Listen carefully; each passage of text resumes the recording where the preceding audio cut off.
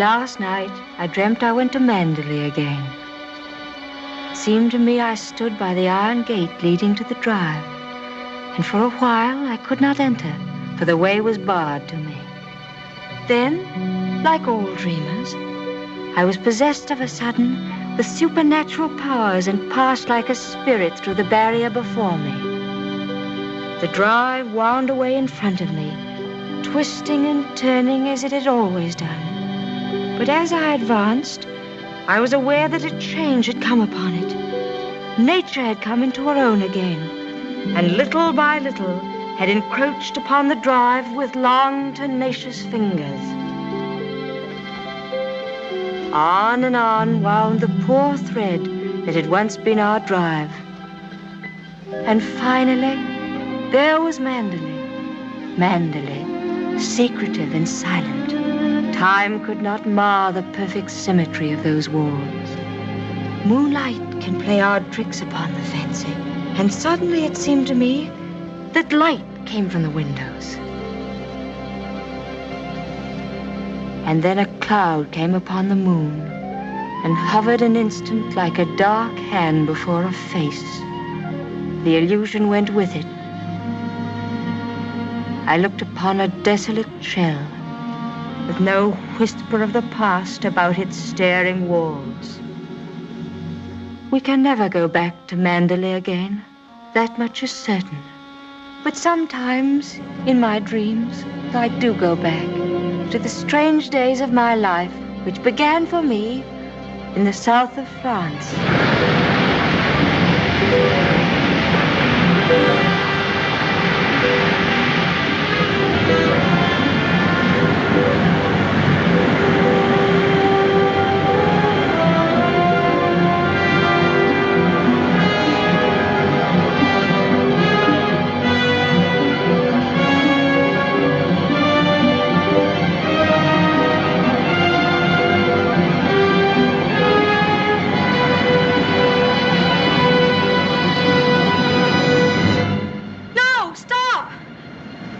What the devil are you shouting about? Who are you? What are you staring at? I'm sorry, I didn't mean to stare, but I only thought... Oh, you did it. Well, what are you doing here? I was only walking. Well, get on with your walking. Don't hang about here screaming.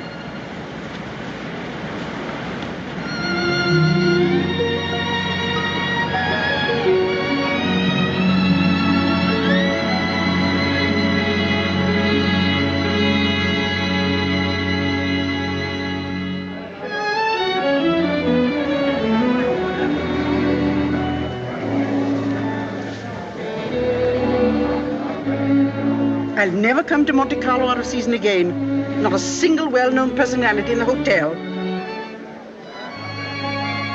Stone cold. Waiter, garçon, call him. Tell him to get me some...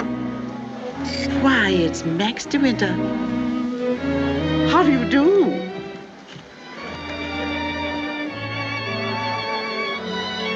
How do you do? I'm Edith Van Hopper. It's so nice to run into you here, just when I was beginning to despair of finding any old friends here in Monte. But do sit down and have some coffee. Mr. de Winter's having some coffee with me. Go and ask the stupid waiter for another cup.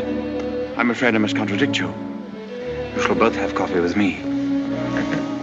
Garçon, give me some coffee, please. Cigarette? No, thank you. You know, I recognized you just as soon as you came in, though I haven't seen you since that night at the casino at Palm Beach. Perhaps you don't remember an old woman like me. Are you playing the tables much here at Monte? No, I'm afraid that sort of thing ceased to amuse me years ago. I can well understand that. As for me, if I had a home like Manderley, I should certainly never come to Monte. I hear it's one of the biggest places in that part of the country, and you just can't beat it for beauty. What do you think of Monte Carlo? Or don't you think of it at all? Oh, well, I think it's rather artificial. She's spoiled, Mr. de Winter. That's her trouble. Most girls would give their eyes for a chance to see Monte. Wouldn't that rather defeat the purpose? Now that we've found each other again, I hope I shall see something of you. You must come and have a drink in my suite. I hope they've given you a good room. The place is empty, so if you're uncomfortable, mind you make a fuss. Your valet is unpacked for you, I suppose. I'm afraid I don't possess one. Perhaps you'd like to do it for me. Well, I hardly think... perhaps you could make yourself useful to Mr. de Winter if he wants anything done. You're a capable child in many ways. That's a charming suggestion, but I'm afraid I cling to the old motto. He travels fastest who travels alone. Perhaps you've not heard of it. Good night. What do you make of that? Do you suppose that sudden departure was intended to be funny? Come, don't sit there gawking. Let's go upstairs. Have you got the key? Yes, Mrs. Van Hopper. I remember when I was younger, there was a well-known writer who used to dart down the back way whenever he saw me coming. I suppose he was in love with me and wasn't quite sure of himself. Well, c'est la vie. By the way, my dear, don't think that I mean to be unkind, but you were just a teeny-weeny bit forward with Mr. De Winter.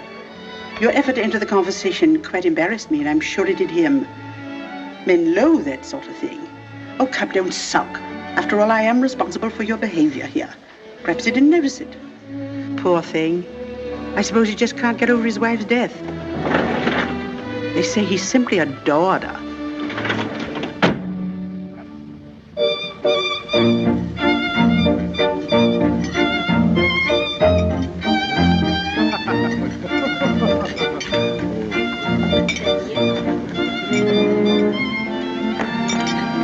Louis, prenez la commande.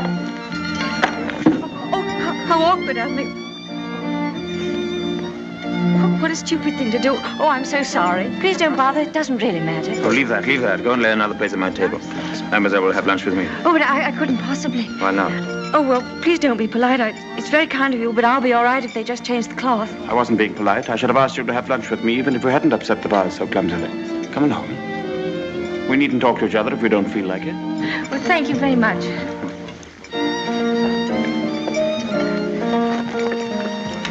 Oh, I'll just have some scrambled eggs. Oui, mademoiselle. What's happened to your friend? Oh, she's ill in bed with a cold. I'm sorry I was so rude to you yesterday. The only excuse I can offer is that I've become boorish through living alone. You weren't really. You simply wanted to be alone and... Tell me, is Mrs. Van Hopper a friend of yours or just a relation? No, she's my employer. I'm what is known as a paid companion. I didn't know companionship could be bought. I looked up the word companion in the dictionary once. It said, a friend of the bosom. I don't envy you the privilege. Well, she's very kind, really, and I have to earn my living. Haven't you any family? No, my mother died years and years ago, and then there was only my father, and he died last summer. And then I took this job. How rotten for you. Yes, it was rather, because, you see, we got on so well together. You and your father?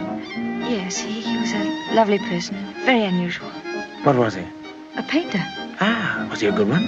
Well, I thought so, but people didn't understand him. Yes, that's often the trouble. He painted trees. At least it was one tree. You mean you painted the same tree over and over again? Yes, you see, he had a theory that if you should find one perfect thing or place or person, you should stick to it. Do you think that's very silly? Not at all. I'm a firm believer in that myself. And what did you find to do with yourself while he was painting his tree? Well, I sat with him and I sketched a little. I don't do it very well, though. Oh, you're going sketching this afternoon? Yes. Where? I haven't made up my mind. I'll drive you somewhere in the car. Oh, no, please, I didn't mean... Oh, nonsense. Finish up that mess and we'll get along.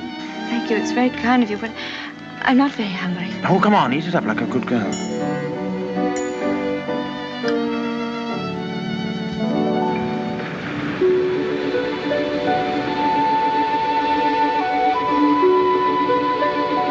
You've taken long enough for that sketch. I shall expect a really fine work of art. Oh, no, don't look at it. It's not nearly good enough. But it can't be as bad as all that. Now, don't rub it all out. Let me see it first.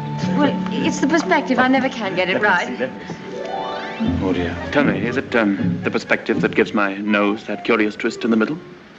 Well, you're not a very easy subject to sketch. Your expression keeps changing all the time. Does it? Well, I'd concentrate on the view instead if I were you.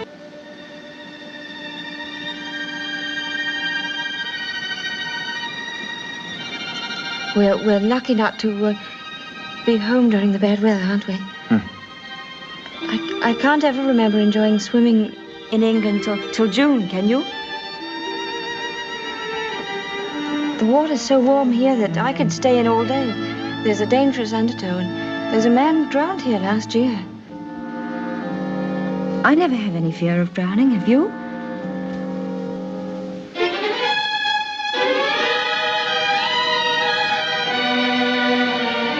Come, I'll take you home.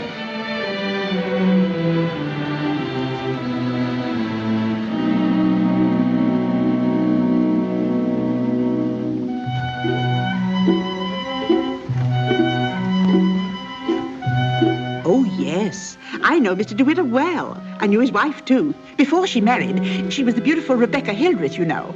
She was drowned, poor dear, while she was sailing near Mandalay. He never talks about it, of course, but he's a broken man. I suppose I'd better have him. Wretched stuff. Give me a chocolate, quick. Oh, there you are. It's about time. Hurry up. I want to play some rummy.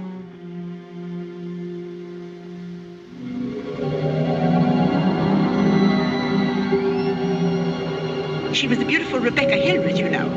They say he simply adored her. She was the beautiful Rebecca Hildreth, you know. I suppose he just can't get over his wife's death. She was the beautiful Rebecca Hildreth, you know. But he's a broken man. Bonjour. Well, where are you going? Oh, I thought I'd take a tennis lesson. Oh, I see. I suppose you've had a look at the pro, and he's desperately handsome, and you've conceived a schoolgirl crush on him. All right, go ahead, make the most of it. Off duty? Oh, yes, Mrs. Van Hopper's cold's turned into flu, so she's got to train nurse. I'm sorry for the nurse. You keen on tennis? No, not particularly. That's good. We'll go for a drive.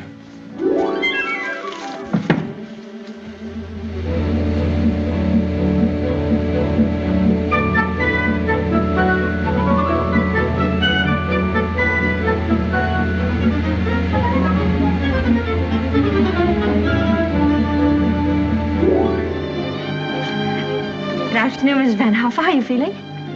You got on rather well with him, didn't you? That pro must have been teaching you other things than tennis. Hurry up, I want you to make some calls. Wonder if Mr. DeWitt is still in the hotel.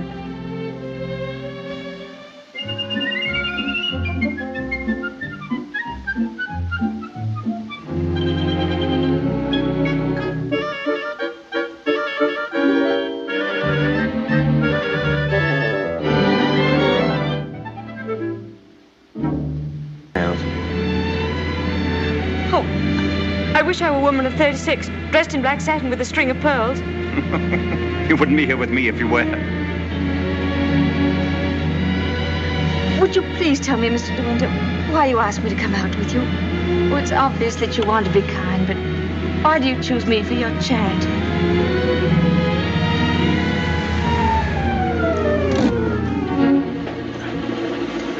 I asked you to come out with me because I wanted your company. You've blotted out the past for me more than all the bright lights of Monte Carlo. But if you think I just asked you out of kindness or charity, you can leave the car now and find your own way home. Go on, open the door and get out.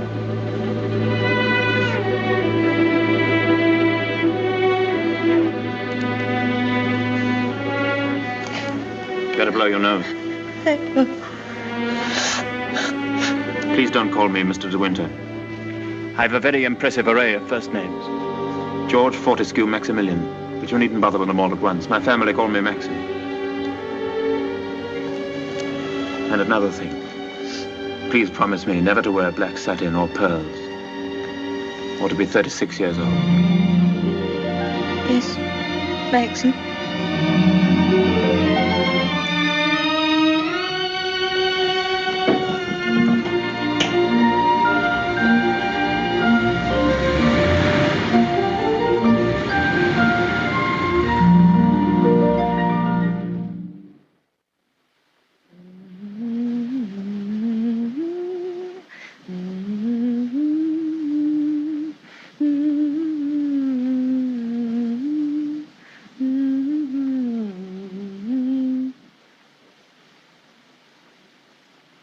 For the love of Pete, come here. What do you think? My daughter's engaged to be married. Oh, really? How nice. We must leave for New York at once. Get reservations on the Aquitania, and we'll take the 12:30 train for Cherbourg. Hurry up and get in a maid to help with the packing. We've no time to waste. Go on and do dawdle. Mr. De Winter, please. Oh, he's gone out riding. He won't be back till noon. Oh. Well, give me the porter, please.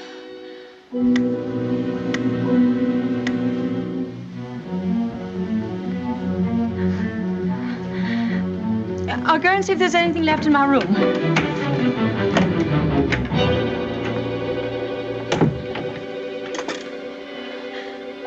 Has Mr. De Winter come in yet? Oh, he has. Would you connect me, please?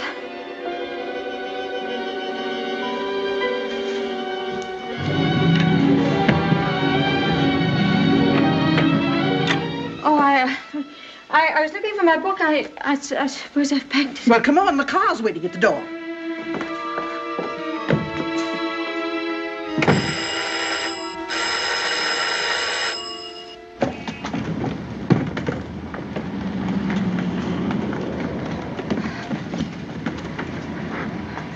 I'd like to leave a forwarding address if they happen to find that book.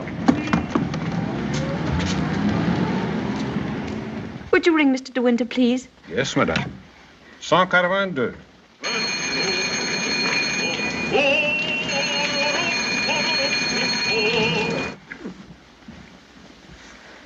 There isn't any answer. Thank you. Tell her to hurry up. Yes, madame.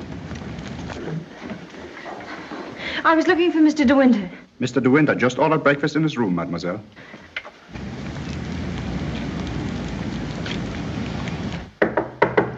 Come in.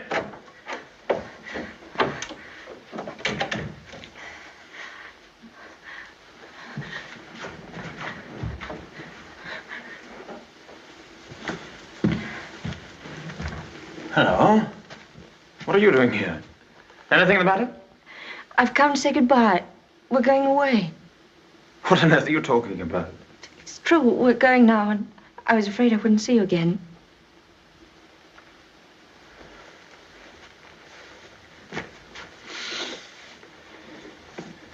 Where's she taking you to? New York. I don't want to go. I shall hate it. I shall be miserable.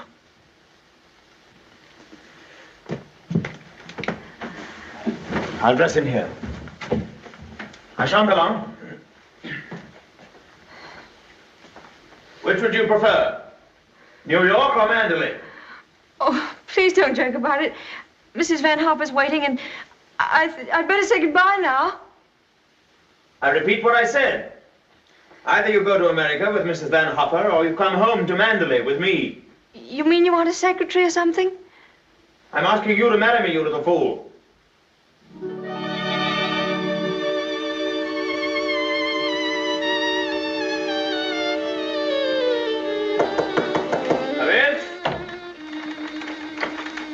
Is that my food? I'm famished. I didn't have any breakfast.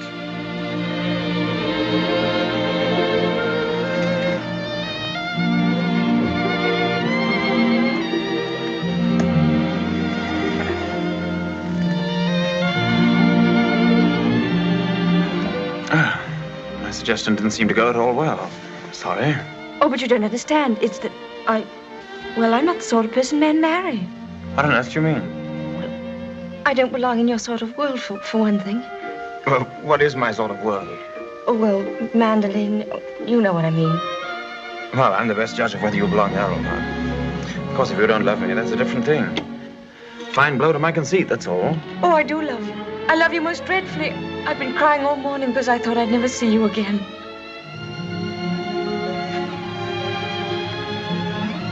Bless you for that. I'll remind you of this one day. You won't believe me. It's a pity you have to grow up. Well, now that's settled. You may pour me out some coffee.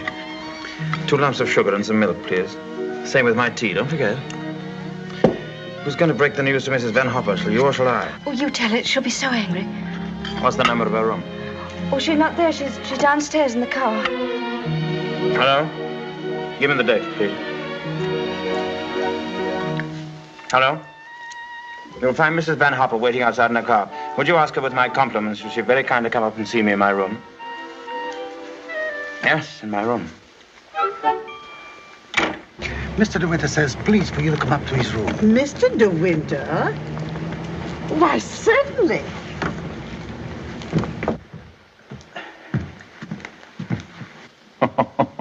This isn't at all your idea of a proposal, is it? It should be in a conservatory. You in a white frock with a red rose in your hand, and a violin playing in the distance, and I should be making violent love to you behind a palm tree. Poor darling. Never mind. Oh, I don't mind. Don't worry, don't worry. You won't have to say a word. I'm so glad you called me, Mr. De Winter. I was making a hasty departure. It was so rude of me not to let you know. But a cable came this morning announcing that my daughter is engaged to be married. That's rather a coincidence, Mrs. Van Hopper. I asked you up here in order to tell you of my engagement. You don't mean it. Oh, how perfectly wonderful. How romantic. Who is the lucky lady? I apologize for depriving you of your companion in this abrupt way. I do hope it won't inconvenience you too greatly. When did all this happen? Just now, Mrs. Van Hopper. Just a few minutes ago. I simply can't believe it. And I suppose I ought to scold you for not having breathed a word of all of this to me. What am I thinking of? I shall give you both my congratulations and my blessings. I'm very happy for you both. When and where is the wedding to be? Here, as soon as possible. A whirlwind romance. Splendid. I could easily postpone my sailing for a week. This poor child has no mother, so I shall take responsibility for all the arrangements. Trousseau, reception, and everything, and I'll give the bride away. When I luggage, go down and tell the porter to take everything out of the car. Just a minute. We're most grateful, Mrs. Van Hopper, but I think we'd both prefer to have it all as quiet as possible. And I couldn't possibly allow you to change your sailing plans. Oh, but... No. Dear, I'll go down and see that your luggage is brought back. Thank you, Max. So this is what's been happening during my illness. Tennis lessons, my foot. I suppose I have to hand it to you for a fast worker. How did you manage it? Still waters certainly run deep. Tell me, have you been doing anything you shouldn't? I don't know what you mean. Oh, well, never mind. I always did say that Englishmen have strange tastes. But you certainly have your work cut out as Mistress of Manderley. To be perfectly frank with you, my dear, I can't see you doing it. You haven't the experience. You haven't the faintest idea of what it means to be a great lady. Of course, you know why he's marrying you, don't you? You haven't flattered yourself that he's in love with you. Fact is, that empty house got on his nerves to such an extent, he nearly went off his head. He just couldn't go on living alone. You better leave, Mrs. Van Hopper. You'll miss your train.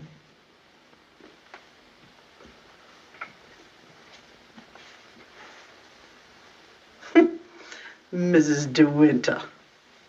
Goodbye, my dear, and good luck.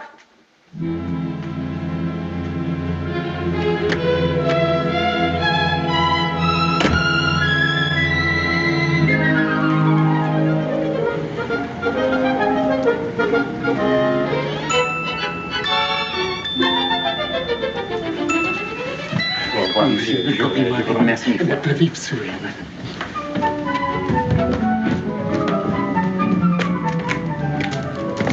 Monsieur, vous avez oublié votre carnet de mariage. Oh, What did he say? he says I've forgotten the proof that we're married. Oh, good heavens.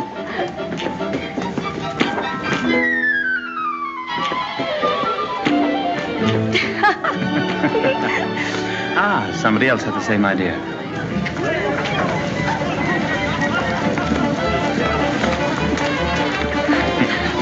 Isn't she sweet? Yes. You'd have liked a brighter veil, wouldn't you? Or at least... Madame, combien ça fait? Ça, tu le tout. Je vous remercie mille fois. Yes. Oh, Max, how lovely. Oh, how perfectly lovely. Oh, perfectly lovely.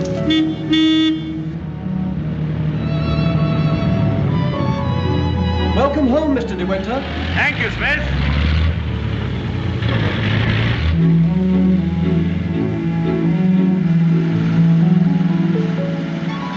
Cold, darling? Yes, just a little bit. There's no need to be frightened, you know. Just be yourself and they'll all adore you.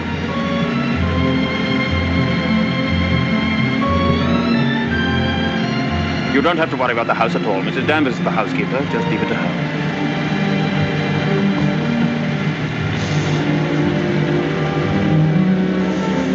Hello. Starting to rain. Better hurry up. Here, have this. Put it over your head. Thank you.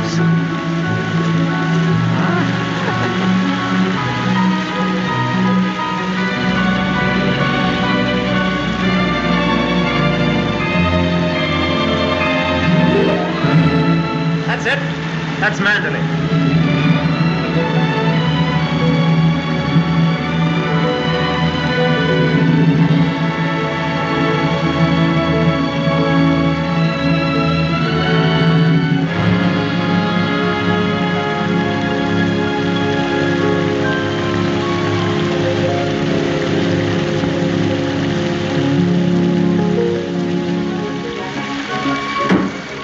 Here we are, Frith. Everybody well? Yes, thank you, sir. We're glad to see you home, sir. This is Mrs. De Winter, Frith. How do you do?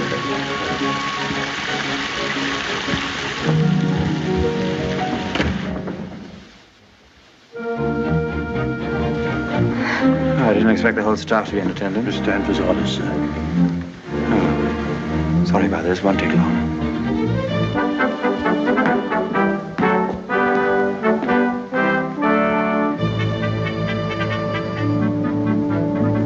This is Mrs. Danvers. How do you do? How do you do? I have everything in readiness for you. That's very good of you. I didn't expect anything.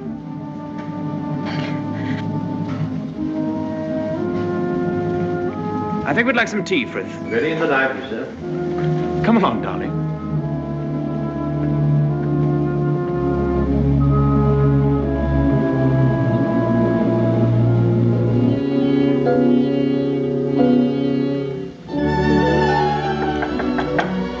Oh, Maxim, come in. Oh, good evening, Mrs. Danvers. Good evening, madam.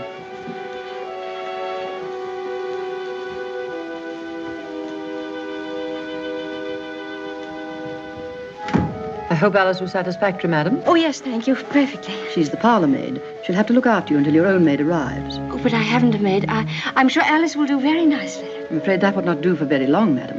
It's usual for ladies in your position to have a personal maid. I hope you approve the new decoration of these rooms, madam. Oh, I didn't know it'd been changed. I hope you haven't been to too much trouble. I only followed out Mr. De Winter's instructions. Oh, well, what did it look like before? It had an old paper and different hangings. It was never used much, except for occasional visitors. Oh, then it wasn't Mr. De Winter's room originally. No, madam. He's never used the east wing before. Of course, there's no view of the sea from here. The only good view of the sea is from the west wing. The room's very charming, and I'm sure I'll be comfortable. If there's anything you want done, madam, you have only to tell me. I suppose you've been at Manderley for many years, longer than anyone else. Not so long as Frith. He was here when the old gentleman was living, when Mr. De Winter was a boy. Oh, I see, and you didn't come till after that. I came here when the first Mrs. De Winter was a bride.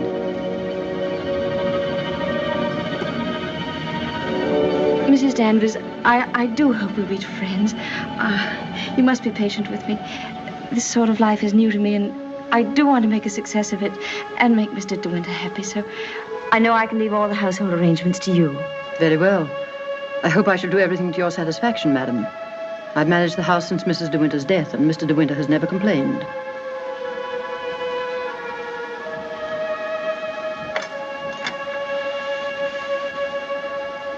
I think I'll go downstairs now.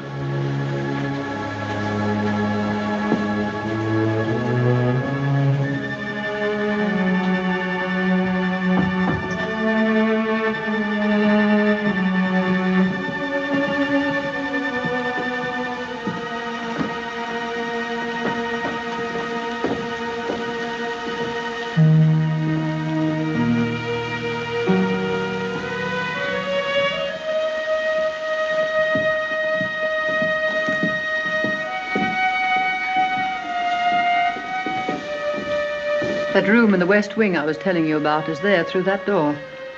It's not used now. It's the most beautiful room in the house. The only one that looks down across the lawns to the sea. It was Mrs. De Winter's room.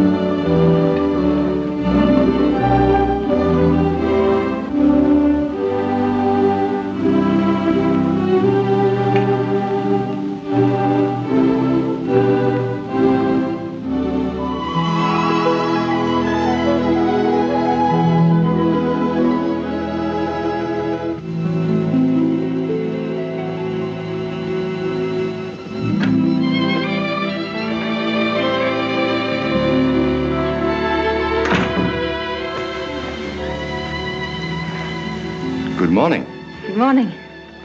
You're Mrs. De Winter, aren't you? Yes. My name's Crawley. I manage the estate for Maxim.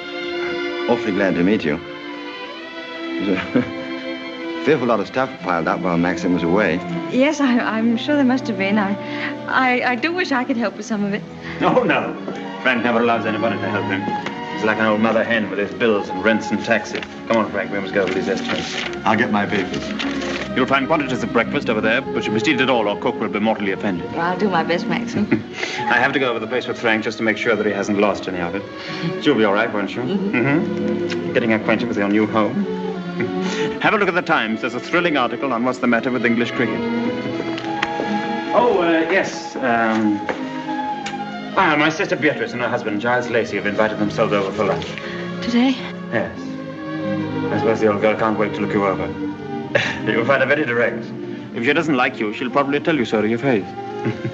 Don't worry, darling. I'll be back in time to protect you from her. Goodbye, darling. Goodbye, Maxim. Goodbye. Goodbye.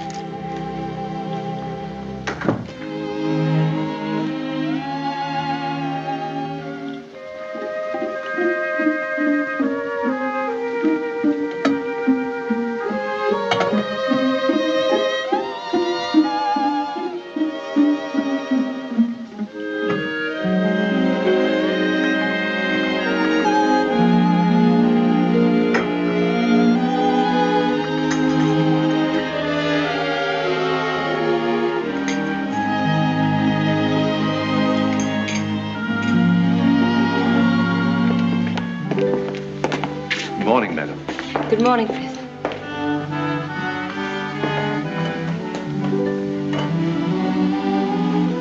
Isn't there anything I could get for you, madam? Oh, no, thank you, Frith. I'm really not very hungry. Thank you. The paper, madam?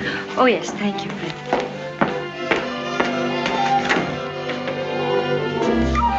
Madam. I slipped. Oh, thank you, Frith.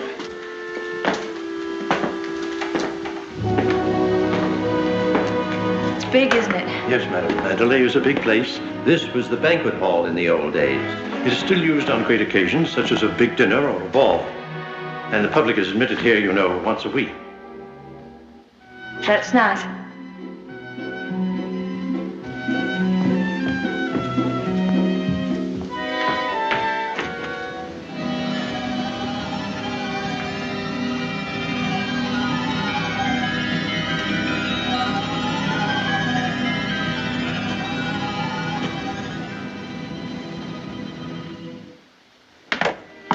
I beg pardon, madam. I'm afraid the fire is not usually lit in the library until the afternoon, but you'll find one in the morning room. Of course, if you wish this fire lit now, madam. Oh, no, Frith, I wouldn't dream of it. Mrs. De Winter, I mean the late Mrs. De Winter always did her correspondence and telephoning in the morning room after breakfast. Thank you, Frith.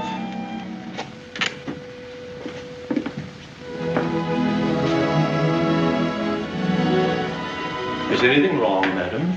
Oh, no. Which way is the morning room? Oh, it's that door there, on the left. Oh, yes, thank you.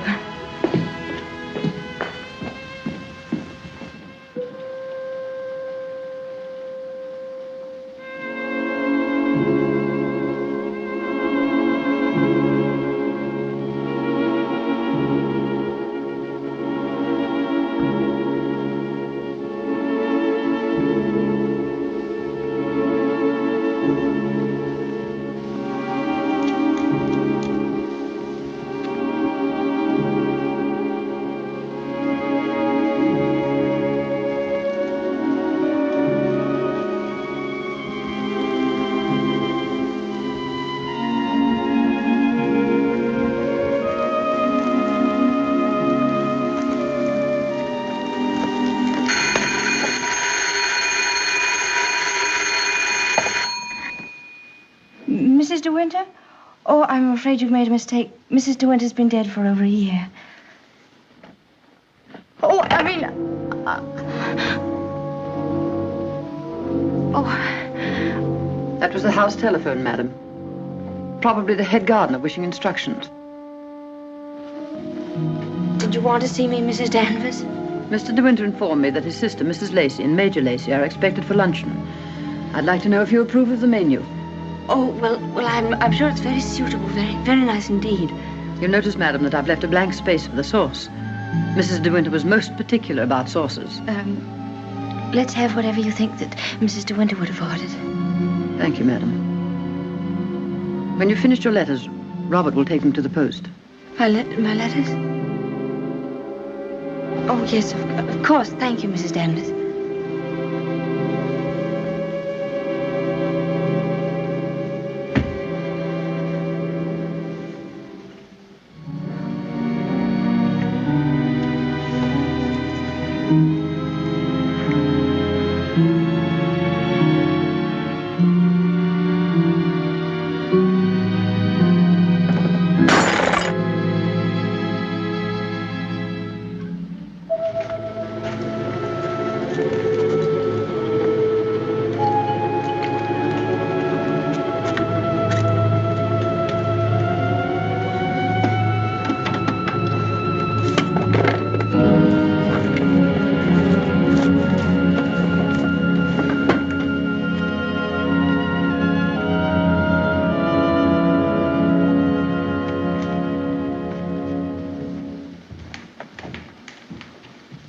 Fifth? Good morning, Mrs. Lacey. Where's Mr. De Winter? I believe he went down to the farm with Mr. Crawley. How tiresome of him not to be here when we arrive, and how typical.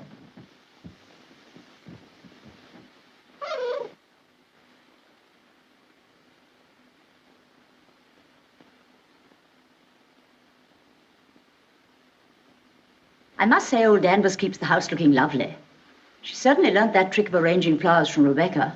I wonder how she likes it now, being ordered about by an ex-chorus girl.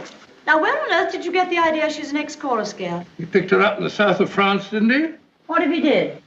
Well, I mean to say, there you are.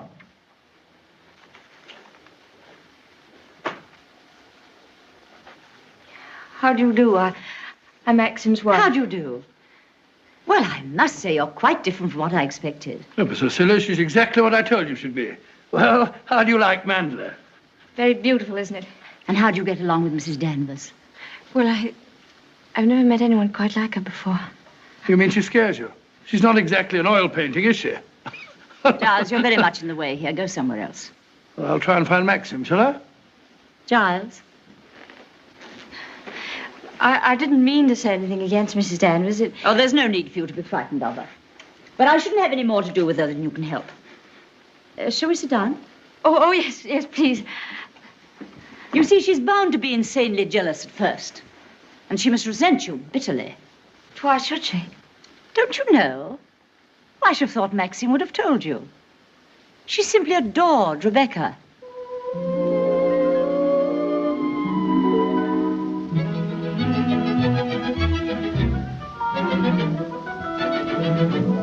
How are you, Robert? Quite well, thank you, madam. Still having trouble with your teeth? Unfortunately, yes, madam. You should have them out. All of them. Wretched nuisances, teeth. Thank you, madam. What a plateful. Do you hunt? No, I don't. I'm afraid I don't even ride. Oh, have to ride down here. We all do. Which do you ride, side saddle or astride? Oh, yes, of course, I forgot you don't, do you? You must. Nothing else to do down here.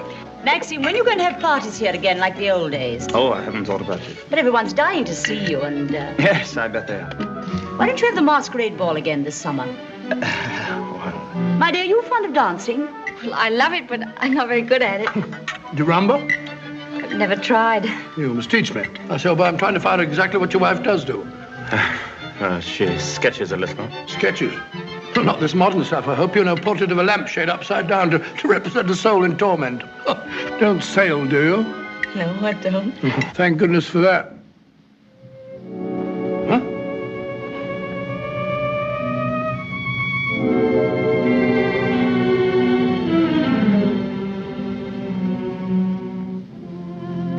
You're very much in love with Maxim, aren't you? Yes, I can see you are. Don't mind my saying so, but why don't you do something about your hair? Why don't you have it cut or sweep it back behind your ears? Oh, no, that's worse. What does Maxim say about it? Does he like it like that? Well, he never mentions it. Oh, well, don't go by me. I can see by the way you dress you don't care a hoot how you look. But I wonder Maxim hasn't been at you. He's so particular about clothes. I don't think he ever notices what I wear. Oh, well, he must have changed a lot then. You mustn't worry about old Maxim and his moods. One never knows what goes on in that quiet mind of his. Often he gets into a terrible rage. And when he does... But I don't suppose he'll lose his temper with you. You seem such a placid little thing. Come along, old girl. We've got to be on the first tee at 3 o'clock. All right, I'm coming. Well, goodbye, Maxim, old boy. Goodbye, Giles. Thanks for coming, old boy. Goodbye, my dear. Forgive me for asking you so many rude questions. We both really hope you'll be very happy. Thank you, Beatrice. Thank you very much. And I must congratulate you upon the way Maxim looks. We were very worried about him this time last year. But then, of course, you know the whole story. Goodbye, Beatrice. Goodbye, old boy. Yes, there is.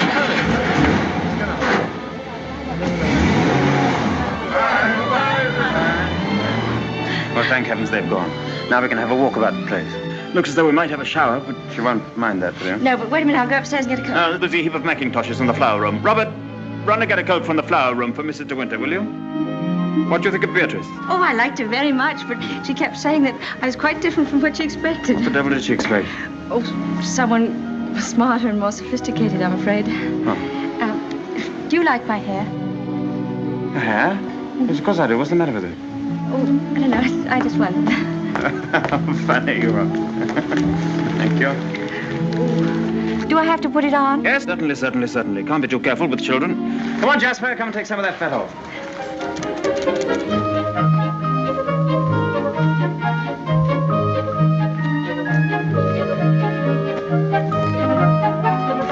Jasper! Here, not that way. Come here. Where does that lead to?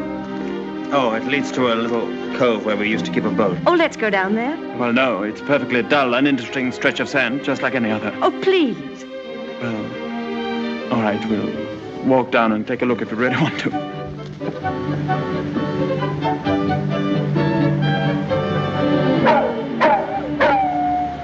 That's Jasper.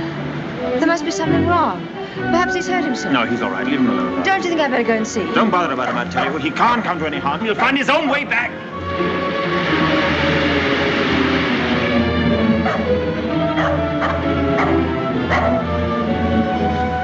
Jasper! Oh, there you are.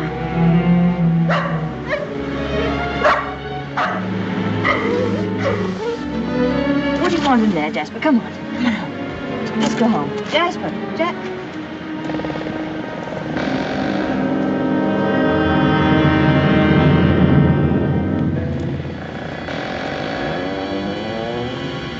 Oh. I didn't know that there was anybody. I know that dog. He comes for the house. He ain't yourn. No, he's Mr. De Winter's dog. Have you anything I could tie him with?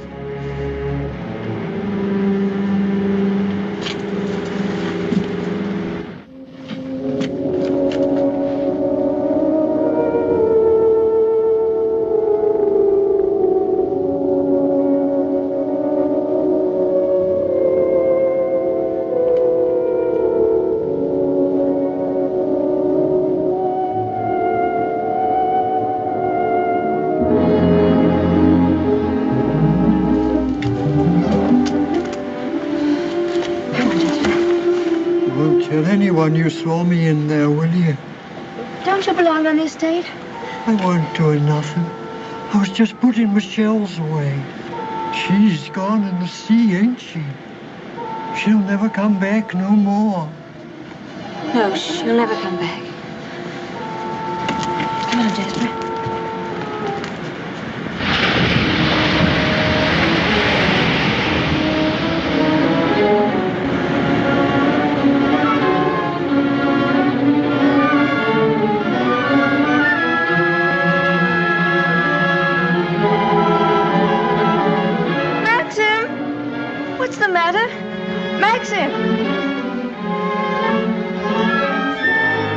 Such a time, but I had to find a rope for Jasper. Hurry up, Jasper, for heaven's sake. Please wait for me. Maxim, what is it? You look so angry. You know I didn't want you to go there, but you deliberately went. Why not? There was only a cottage down there and a strange man who was... You didn't go into the cottage, did you? Yes, the door... Well, don't go there again, do you hear? Why not? Because I hate the place, and if you had my memories, you wouldn't go there or talk about it or even think about it. What's the matter? Oh, I'm sorry, please. We should have stayed away. We should never have come back to Manderley. Oh, what a fool I was. I made you unhappy. Somehow I've hurt you. Oh, I can't bear to see you like this. Because I love you so much. Do you? Do you?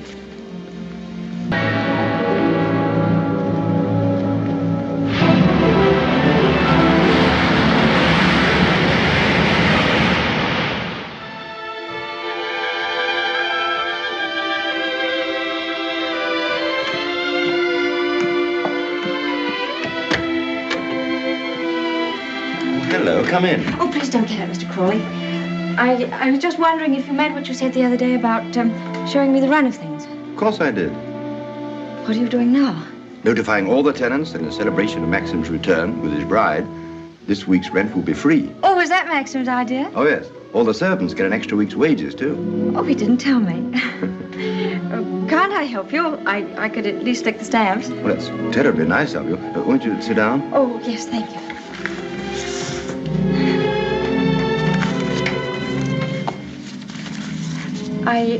I was down at the cottage on the beach the other day. There was a man there, a queer sort of person. Jasper kept barking at him. Oh, yeah. Must have been Ben. Excuse me. He's quite harmless. We give him odd jobs now and then. That cottage place seemed to be going to rack and ruin. Why isn't something done about it? Well, I think if Maxim wanted anything done about it, he'd tell me. Are those all Rebecca's things down there? Yes. Yes, they are. What did she use the cottage for? The boat used to be moored near there. What boat? What happened to it? Was that the boat she was sailing in when she was drowned? Yes. Capsized and sank. She was washed overboard. Wasn't she afraid to go out like that alone? She wasn't afraid of anything. Where did they find her? Near Edgecombe. About 40 miles up channel, about 2 months afterwards. Maxim went up to identify her. It was horrible for him. Yes, it must have been. Mr. Crawley, please don't think me morbidly curious. It isn't that. It's just that I feel at such a disadvantage. All the time, whenever I meet anyone, Maxim's sister or even the servants, I know they're all thinking the same thing. They're all comparing me with her, with Rebecca. Oh, you mustn't think that. I can't tell you how glad I am that you married Maxim. It's going to make all the difference to his life. And from my point of view, it's very refreshing to find someone like yourself who's not entirely in tune, shall we say, with Manderley. That's very sweet of you. I dare say I've been stupid, but every day I realize the things that she had and that I lack. Beauty and wit and intelligence and all the things that are so important in a woman. You have qualities that are just as important. More important, if I may say so. Kindness and sincerity and, if you'll forgive me, modesty mean more to a husband than all the wit and beauty in the world. We none of us want to live in the past. Maxim least of all. It's up to you, you know, to lead us away from it. I promise you I won't bring this up again, but before we end this conversation, would you answer just one more question?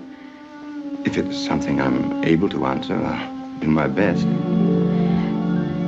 Tell me, what was Rebecca really like?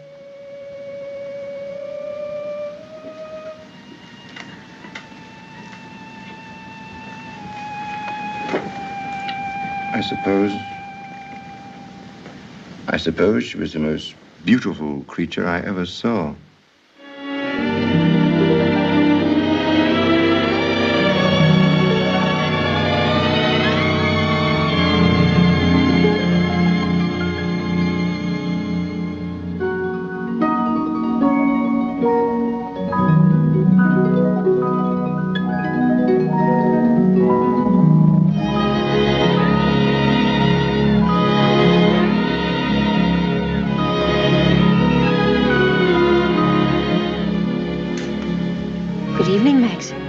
So, the films of the honeymoon have arrived at last.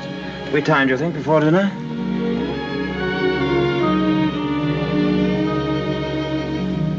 What on earth have you done to yourself? Oh, nothing. I just ordered a new dress from London. I hope you don't mind. Oh, no. Well, do you think that something's right for you? Doesn't seem your type at all. I thought you'd like it. And what have you done to your hair? Oh, I see. Oh, dear, oh, dear, oh, dear. I'm sorry. You look lovely, lovely. It's very nice for a change. Shall we see these pictures? Yes, I'd love to see them.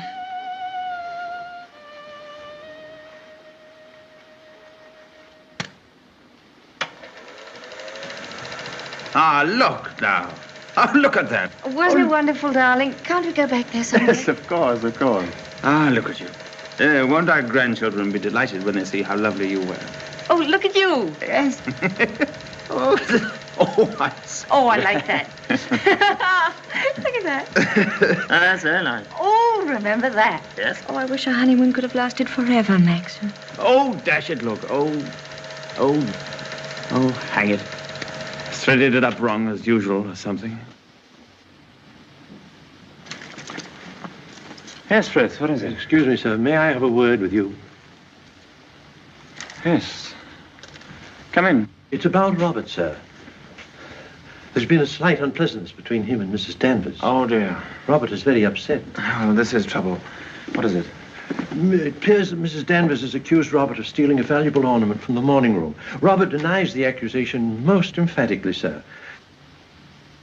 What was the thing, anyway? China Cupid, sir.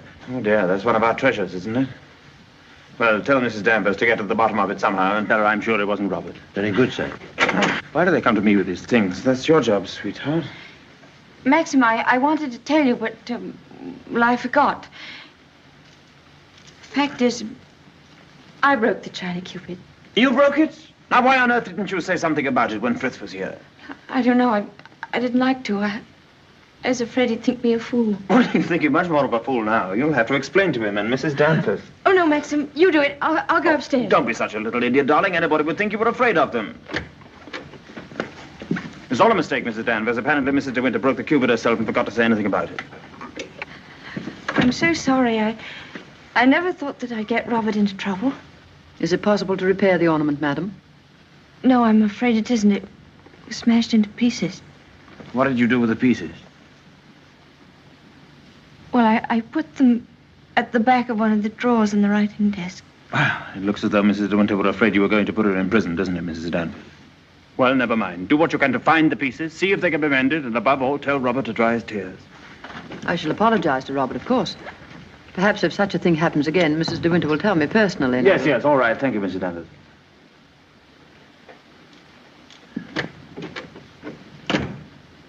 Well, I suppose that clip will hold all right. I don't know.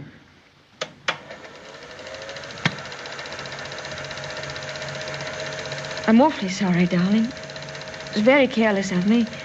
Mrs. Danvers must be furious with me. Oh, hang Mrs. Danvers. Why on earth should you be frightened of her? Behave more like a upstairs maid or something. Not like the mistress of the house at all. Yes, I know I do. But I feel so uncomfortable. I try my best every day, but it's very difficult with people looking me up and down as if I were a prize cow. Well, what does it matter if they do? You must remember that life at Mandel is the only thing that interests anybody down here. What a slap in the eye I must have been to them then. I suppose that's why you married me. Because you knew I was dull and gauche and inexperienced, and there could never be any gossip about me. Gossip? What do you mean? I don't know. I just said it for something to say. Don't look at me like that. Maxim, what's the matter? What have I said?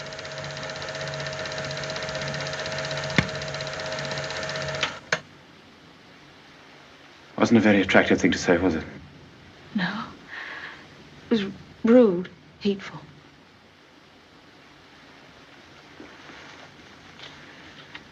I wonder if I did a very selfish thing in marrying you. How do you mean? I'm not much of a companion to you, am I? You don't get much fun, do you? You ought to have married a boy. Someone of your own age. Maxim, why do you say this? Of course we're companions. Are we? I don't know. I'm very difficult to live with. No, you're not difficult. You're easy, very easy. Our marriage is a success, isn't it? A great success? We're happy, aren't we? Terribly happy.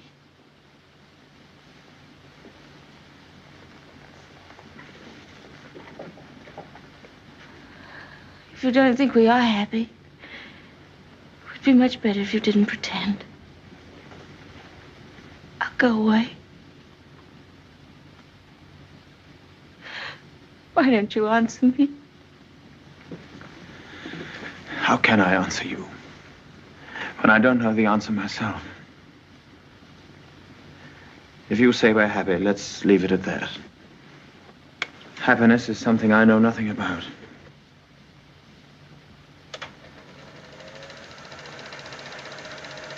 Oh, look. There's the one when I left the camera running on the tripod, remember?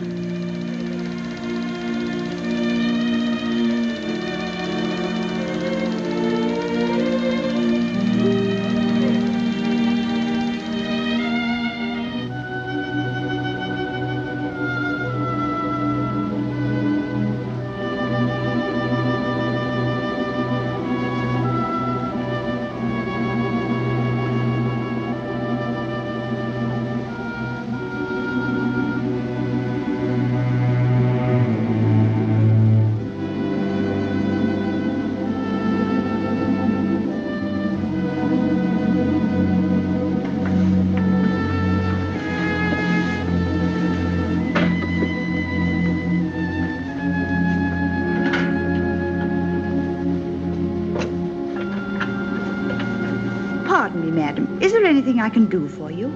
Yes, I'm all right, Hilda. Thank you very much. I'll bring the sandwiches immediately, madam.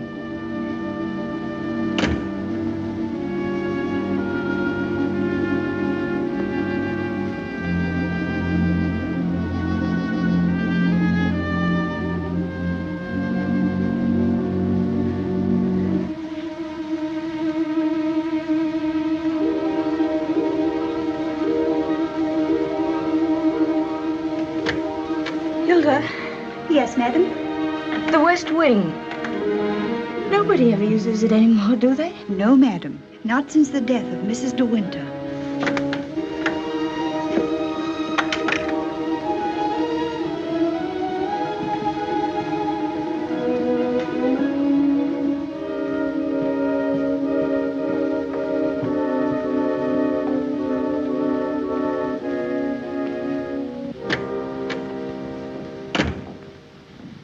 Come along, Mr. Jack, or someone may see you. Well, Danny, old Harvey, it's been good to see you again. It's been simply breathless to pick up all the news.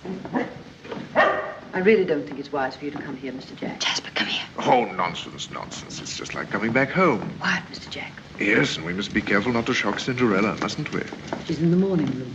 If you lead through the garden door, she won't see you. I must say I feel a little like the poor relation sneaking around through back doors. Well, toodaloo, Danny. Goodbye, Mr. Jack. And please be careful.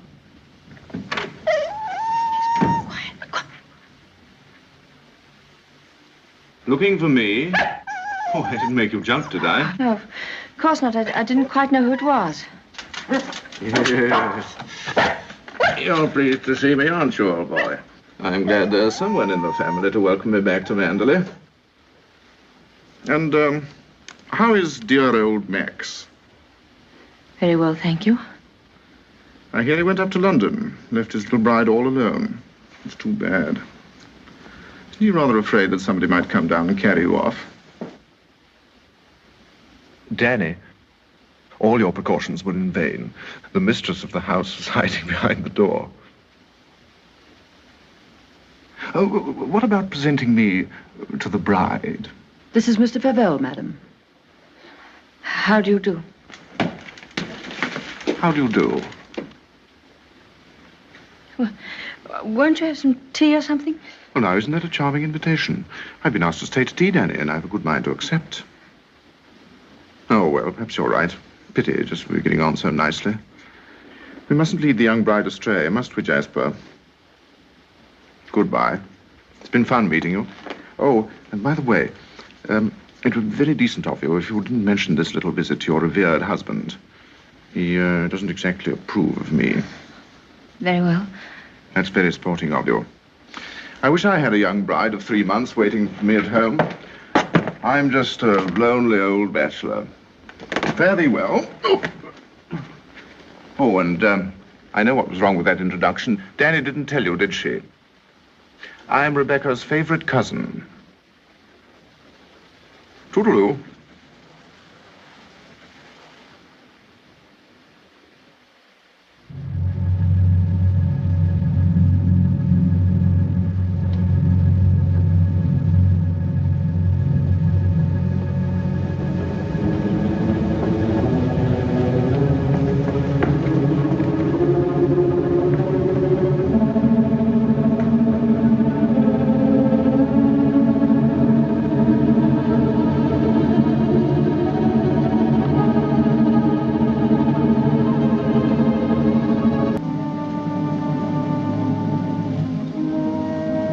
I didn't expect to see you, Mrs. Danvers. I noticed that the window wasn't closed, and I came up to see if I could fasten it. Why did you say that? I closed it before I left the room. You opened it yourself, didn't you? You've always wanted to see this room, haven't you, madam? Why did you never ask me to show it to you? I was ready to show it to you every day.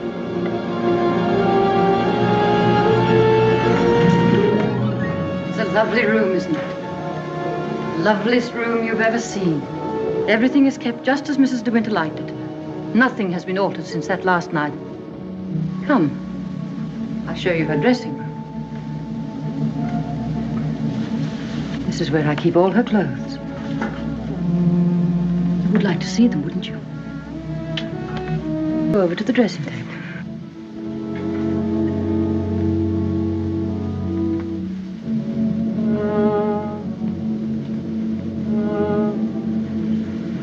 Oh, you've moved her brush, haven't you? There, that's better. Just as she always laid it down. Come on, Danny. Hair drill, she would say. I'd stand behind her like this and brush away for 20 minutes at a time. And then she would say, "Good night, Danny," and step into her bed.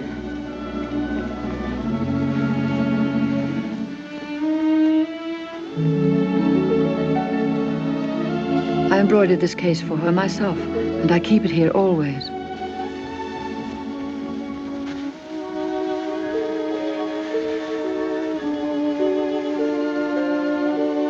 Did you ever see anything so delicate?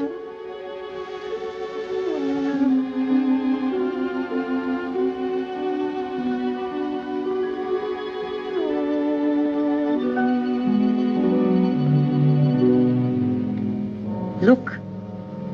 You can see my hand through it.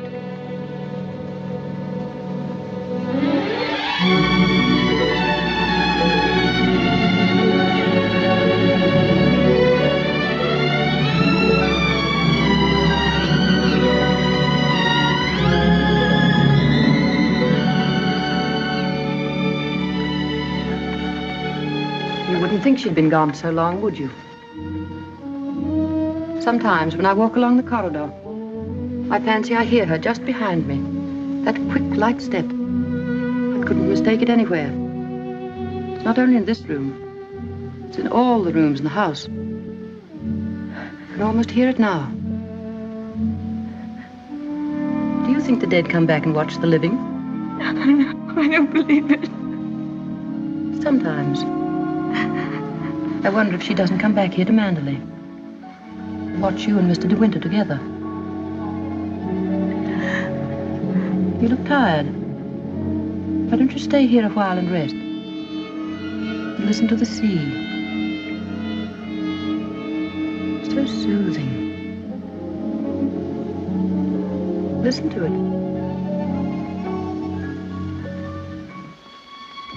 Listen. Listen to the sea.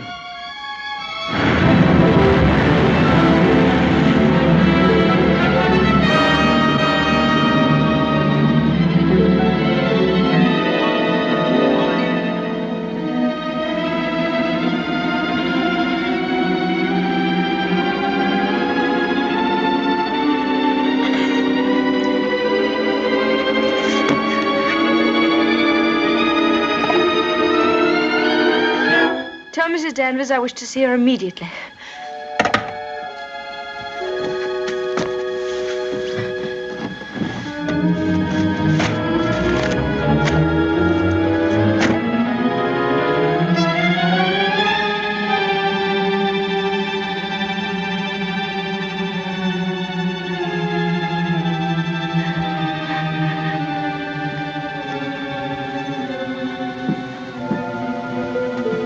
You sent for me, madam? Yes, Mrs. Danvers. I want you to get rid of all these things. But these are Mrs. De Winter's things. I am Mrs. De Winter now. Very well, I'll give the instructions. Just a moment, please. Mrs. Danvers, I intend to say nothing to Mr. De Winter about Mr. Favel's visit. In fact, I prefer to forget everything that happened this afternoon.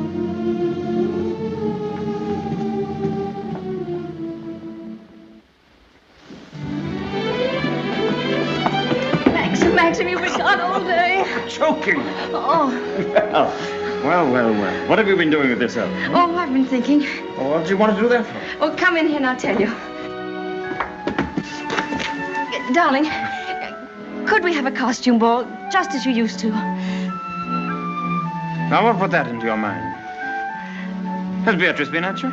No, but I feel that we ought to do something to make people feel that Mandalay is just the same as it always was. Oh, please, darling, could we? You don't know what it would mean, you know. You would have to be a hostess to hundreds of people. All the county. And a lot of young people will come up from London and turn the house into a nightclub. Oh, yes, but I want to. Oh, please. I've never been to a large party, but I could learn what to do, and I promise you, you wouldn't be ashamed of me.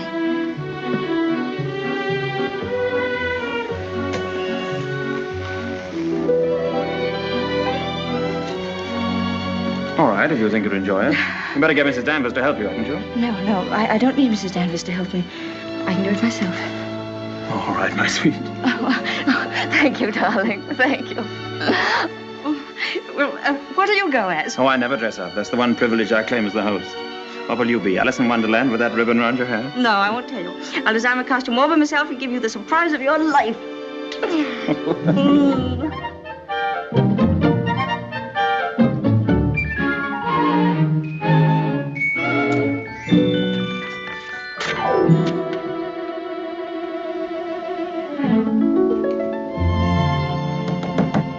Come in.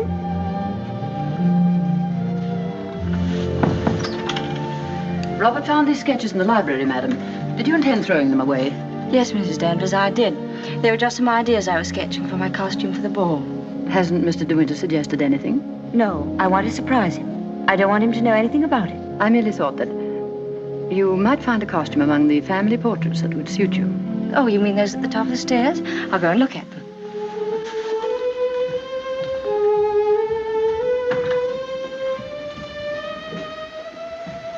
This one, for instance. It might have been designed for you. I'm sure you could have it copied. I've heard Mr. De Winter say that this is his favorite of all the paintings. It's Lady Caroline De Winter, one of his ancestors. Oh, well, that's a splendid idea, Mrs. Danvers. I'm very grateful.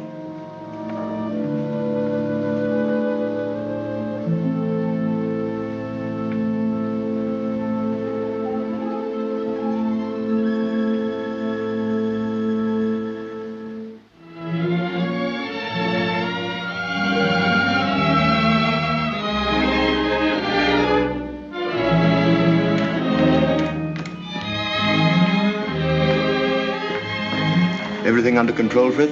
Yes, sir. Thank you. Excuse me, sir. Are you supposed to be a schoolmaster? Oh, no. This is just my old cap and gown. Certainly makes a very nice costume, sir. And economical, too. Yes, that was the idea.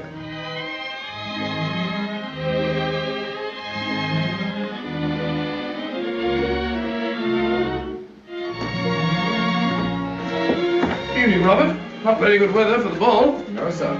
Very misty on the way, and very chilly. Oh, this wig's so tight they ought to have sent an aspirin with it. Hello. Oh. What's the idea, Adam and Eve? Oh, Maxim, don't be disgusting. Strong man, old man. Where's my weight thing? What thing? You haven't left it in the car, have you? Oh. Oh, there it is. You were the first one down? Yes. Where's the child? And she's keeping her costume a terrific secret. Wouldn't even let me into her room. Oh, lovely. I'll go up and give her a hand. I could do with a drink. Won't you catch cold in that thing? Don't be silly. Pure wool, old boy. Pardon me, sir. You forgot this.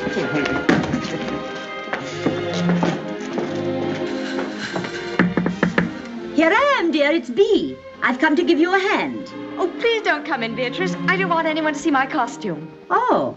Oh, well, you won't be long, will you? Because the first people will be arriving any moment.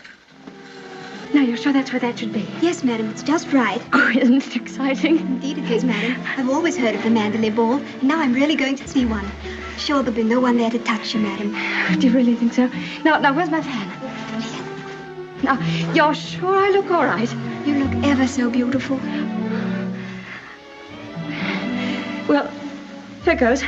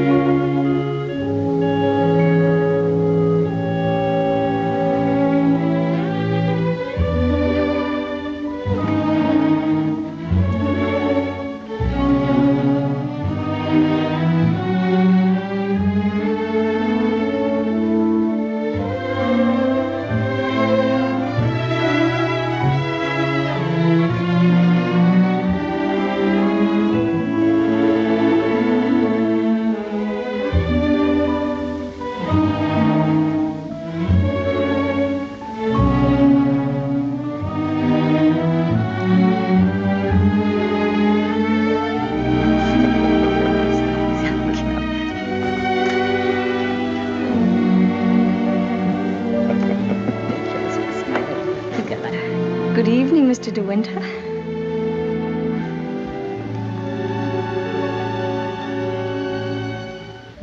What the devil do you think you're doing? But it's the picture, the one in the gallery. What is it? What have I done? Go and take it off. Doesn't matter what you put on, anything will do. What are you standing there for? Didn't you hear what I said? Sir George and Lady Moore. Dudley Tennant, Admiral and Lady Burbank.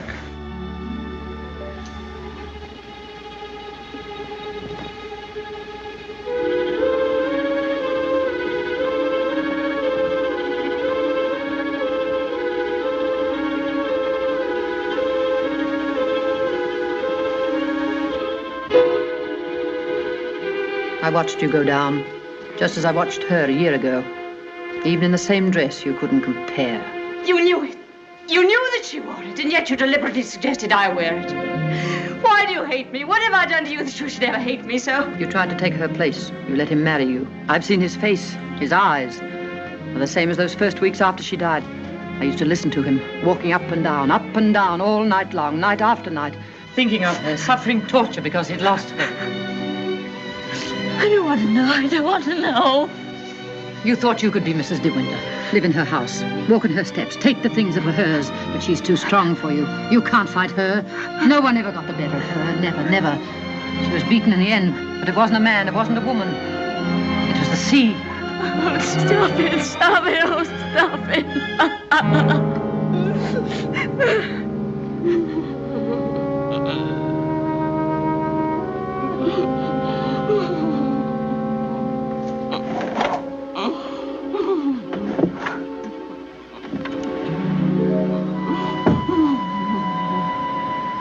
You're overwrought, madam. I've opened a window for you. A little air will do you good.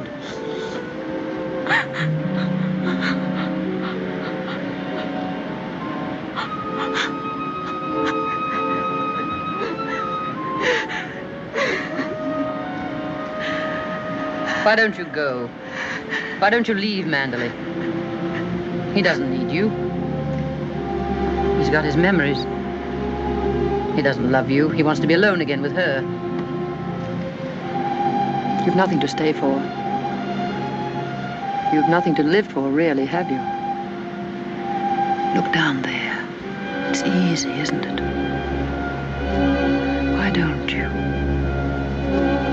Why don't you? Go on. Go on. Don't be afraid.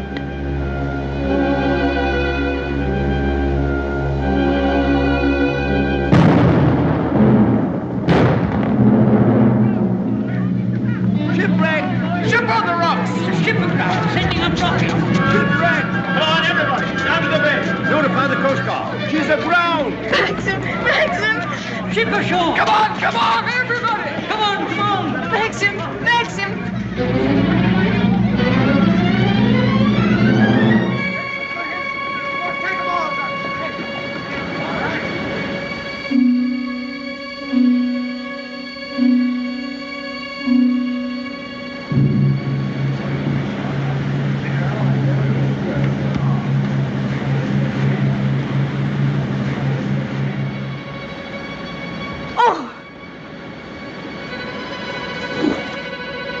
Ben, have you seen Mr. De Winter anywhere?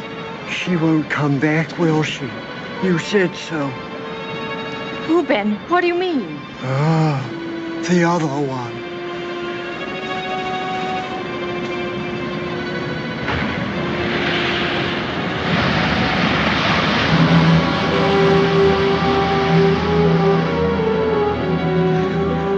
Frank, have you seen Maxim anywhere? Not since about half an hour ago. I thought he'd gone up to the house. No, he hasn't been in the house at all, and I'm afraid something might have happened to him. Frank, what's the matter? Is anything wrong?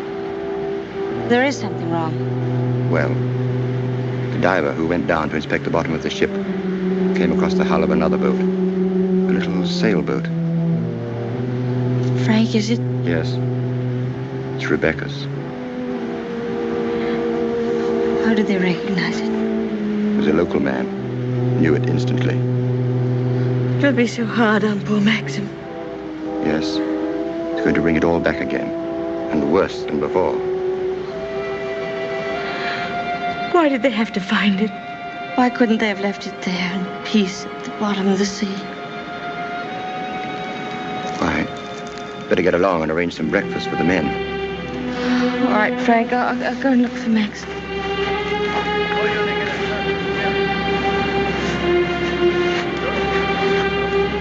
Headed for the reef. Runs out right away.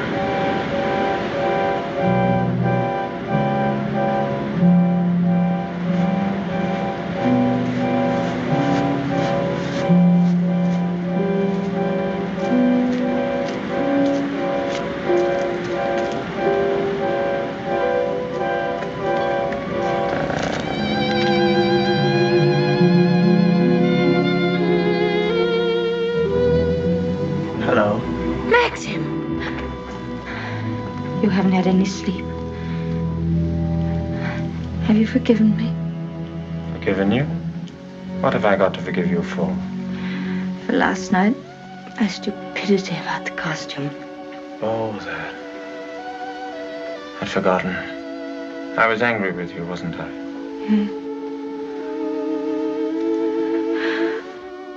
Maxim, can't we start all over again? I don't ask that you should love me. I won't ask impossible things. I'll be your friend, your companion. I'll be happy with that.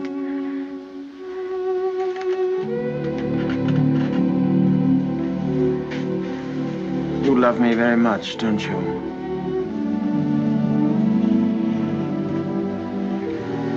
But it's too late, my darling. We've lost our little chance of happiness. No, Maxim, no. Yes. It's all over now. The thing's happened. The thing I've dreaded day after day. Night after night. Maxim, what are you trying to tell me? Rebecca has won. Her shadow has been between us all the time, keeping us from one another. She knew that this would happen. What are you saying? They sent a diver down. He found another boat. Yes, I know. Frank told me. Rebecca's boat. Oh, it's terrible for you. I'm so sorry. The diver made another discovery. He broke one of the ports and looked into the cabin. There was a body in there. She wasn't alone. There was someone sailing with her, and you have to find out who it was. That's it, isn't it, Maxim? You don't understand. There was no one with her. It's Rebecca's body lying there on the cabin floor. The woman that was washed up at Edgecombe. The woman that is now buried in the family crypt. That was not Rebecca. That was the body of some unknown woman. Unclaimed, belonging nowhere. I identified it, but I knew it wasn't Rebecca. It was all a lie. I knew where Rebecca's body was. Lying on that cabin floor on the bottom of the sea. How did you know, Max? Because I put it there.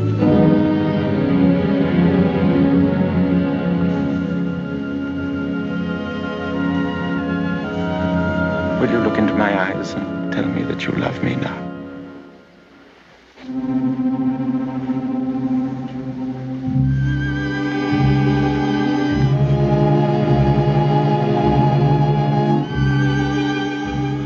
See? I was right. It's too late.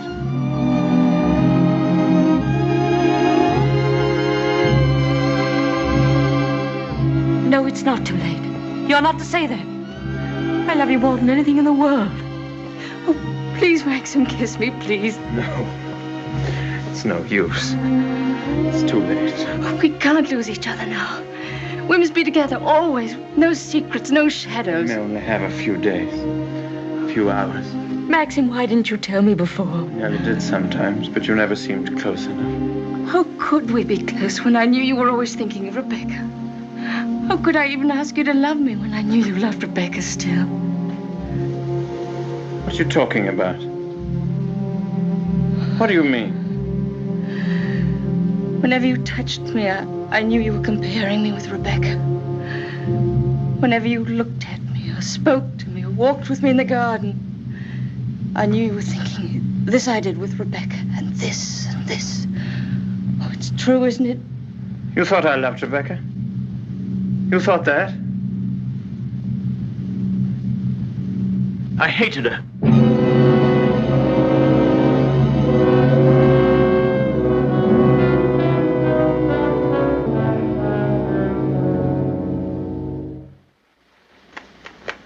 Oh, I was carried away by her. Enchanted by her, as everyone was. And when I was married, things I'll never tell a living soul. I wanted to kill her. It would have been so easy. You remember the precipice? I frightened you, didn't I? You thought I was mad. Perhaps I was.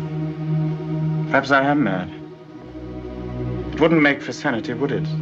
Living with the devil. I'll make a bargain with you, she said. You'd look rather foolish trying to divorce me now after 4 days of marriage. So I'll play the part of a devoted wife, mistress of your precious Mandalay. I'll make it the most famous showplace in England, if you like. And people will visit us and envy us and say we're the luckiest, happiest couple in the country. What a grand joke it'll be. What a triumph. I should never have accepted her dirty bargain. But I did. I was younger then and tremendously conscious of the family honor. Family honor. She knew that I'd sacrifice everything rather than stand up in a divorce court and give her away, admit that our marriage was a rotten fraud. You despise me, don't you? As I despise myself. You can't understand what my feelings were. Can you? Of course I can, darling. Of course I can. Well, I kept the bargain, and so did she, apparently. Oh, she played the game brilliantly. But after a while, she began to grow careless.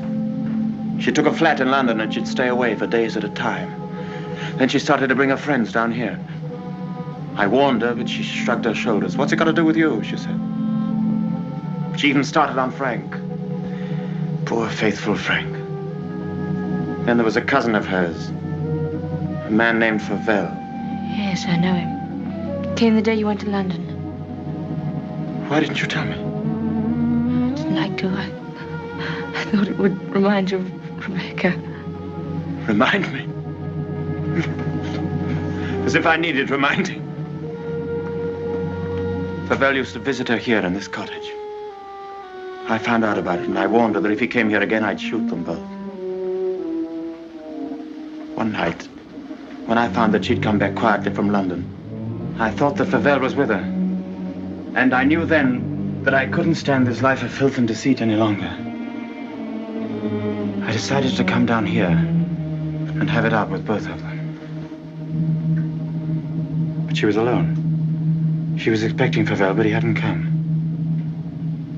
She was lying on the divan, a large tray of cigarette stubs beside her. She looked ill, queer. Suddenly she got up, started to walk toward me. When I have a child, she said, neither you nor anyone else could ever prove it wasn't yours. You'd like to have an heir, wouldn't you, Max, for your precious Manderley? And she started to laugh. How funny. How supremely, wonderfully funny. I'll be the perfect mother, just as I've been the perfect wife. No one will ever know. It ought to give you the thrill of your life, Max, to watch my son grow bigger day by day, and to know that when you die, Manderley will be his. She was face to face with me. One hand in her pocket, the other holding a cigarette. She was smiling. Well, Max, what are you going to do about it?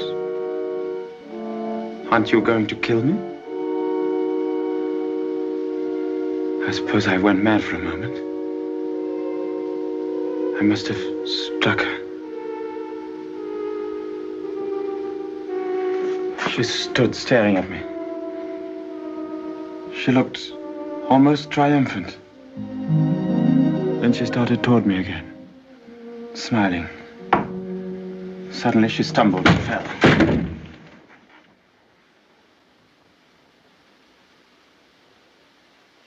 When I looked down, ages afterwards it seemed, she was lying on the floor. She'd struck her head on a heavy piece of ship's tackle. I remember wondering why she was still smiling. And I realized she was dead. But you didn't kill her. It was an accident. Who would believe me? I lost my head. I just knew I had to do something. Anything. I carried her out to the boat. It was very dark. There was no moon. I put her in the cabin. When the boat seemed a safe distance from the shore, I took a spike and drove it again and again through the planking of the hull. I opened up the sea cocks and the water began to come in fast. I climbed over into the dinghy and pulled away. I saw the boat heel over and sink. I pulled back into the cove. It started raining. Maxim, does anyone else know this? No, no one except you and me. We must explain it. It's got to be the body of someone you've never seen before. No, they're bound to know her. Her rings, bracelets she always wore. They'll identify her body. Then they'll remember the other woman. The other woman buried in the crypt. If they find out it was Rebecca, you must simply say that you made a mistake about the other body. That the day you went to Edgecombe, you were ill. You didn't know what you were doing. Rebecca's dead. That's what we've got to remember. Rebecca's dead. She can't speak. She can't bear witness. She can't harm you anymore. We're the only two people in the world that know, Maxim. You and I. I told you once that I'd done a very selfish thing in marrying you. You can understand now what I meant. I've loved you, my darling. I shall always love you. But I've known all along that Rebecca would win in the end. No, no. She hasn't won. No matter what happens now, she hasn't won.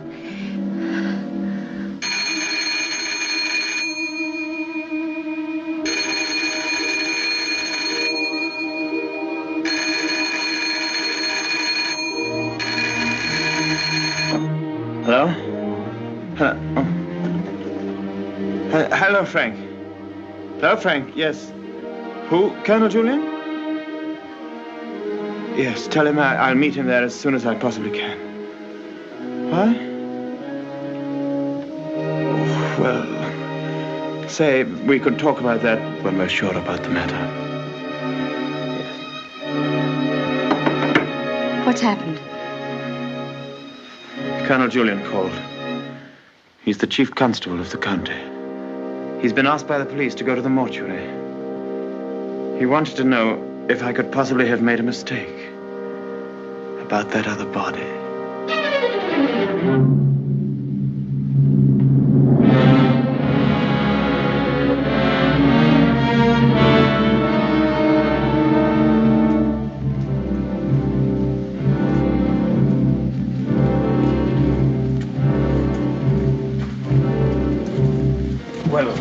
Colonel Julian, apparently I did make a mistake about that other body. The mistake was quite natural under the circumstances. Besides, you went well at the time. That's nonsense. I was perfectly well.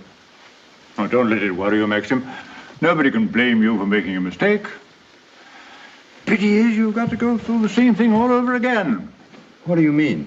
Well, there'll have to be another inquest, of course. Same formality and red tape. Oh. Wish you could be spared the publicity of it, but I'm afraid that's impossible. Oh, yes, the publicity. I suppose Mrs. De Winter went below for something, and the squall hit the boat with nobody at the helm.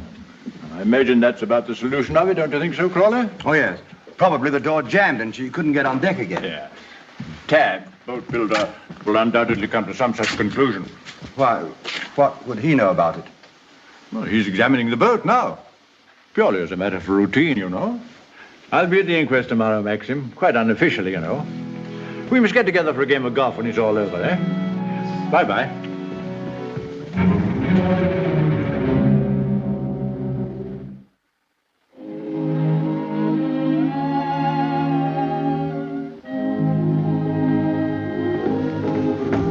I have the evening papers, madam. Would you care to see them? Oh, no, thank you, Frith. And I prefer that Mr. De Winter weren't troubled with them either. I understand, madam. Permit me to say that we're all most distressed outside. Oh, thank you, Frith. I'm afraid the news has been a great shock to Mrs. Danvers. Yes, I rather expected it would be. It seems there's to be a coroner's inquest, madam? Yes, Frith, it's purely a formality. Of course, madam. I wanted to say that if any of us might be required to give evidence, I should be only too pleased to do anything that might help the family. Oh, thank you, Frith. Well, I'm sure Mr. De Winter will be very happy to hear it, but I don't think anything will be necessary.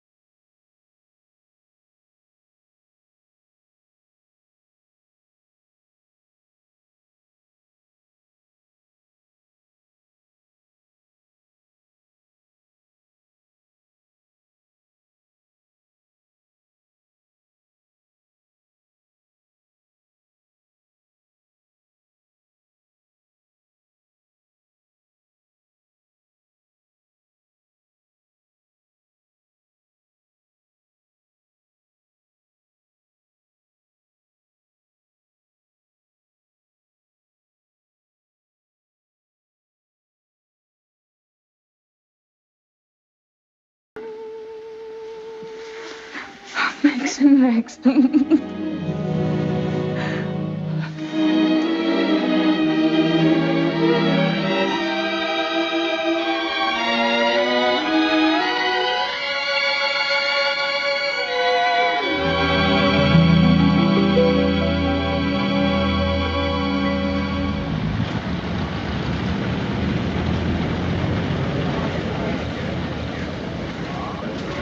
Black Jack Brady was his name. The most important arrest I ever made. It must have been about 2 years ago now. Of course, there was no doubt about it. He was hung a month after I caught him. Hello, wait a minute. They've got old Balmy Ben up now. You remember the late Mrs. De Winter, don't you? She's gone. Yes, we know that.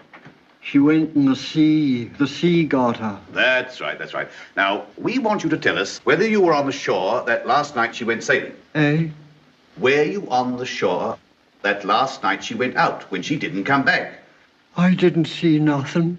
I don't want to go to the asylum. Them cruel folks there. Now, nobody's going to send you to the asylum. All we want you to do is to tell us what you saw. I didn't see nothing. Come, come. Did you see Mrs. De Winter get into her boat that last night? I don't know nothing. I don't want to go to the asylum. Very well, you may go. Eh? You may go now. Now, Mr. Tabb. Yes, sir. Step forward, please.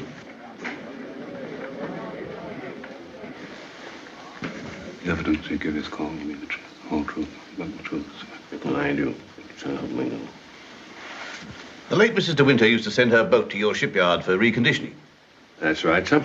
Can you remember any occasion when she had any sort of accident with the boat? No, sir. I often said Mrs. De Winter was a born sailor. Now, when Mrs. De Winter went below, as is supposed, and a sudden gust of wind came down, that would be enough to capsize the boat, wouldn't it? Excuse me, sir, but there's a little more to it than that. What do you mean, Mr. Tabb? I mean, sir, the seacocks. What are the seacocks? Oh, well, the seacocks are the valves to drain out the boat. They're always kept tight closed when you're afloat. Yes? Well, yesterday, when I examined that boat, I found they'd been opened. Well, what could be the reason for that? Just this. That's what flooded the boat and sunk her. Are you implying? That boat never capsized at all. I know it's a terrible thing to say, sir, but in my opinion, she was scuttled. And there's them holes. What holes? You know, planking. What are you talking about? Of course, that boat's been underwater for over a year. And tide's been knocking her against the ridge. But it seemed to me, them holes looked as if she'd made them from the inside. Then you believe she must have done it deliberately? Couldn't have been no accident. Not with her knowledge of boats. You knew the former Mrs. De Winter very well, I believe. Oh, yes. Would you believe her capable of suicide? No, frankly, I would not. You never can tell. You may stand down, Mr. Tabb. Mr. De Winter, please.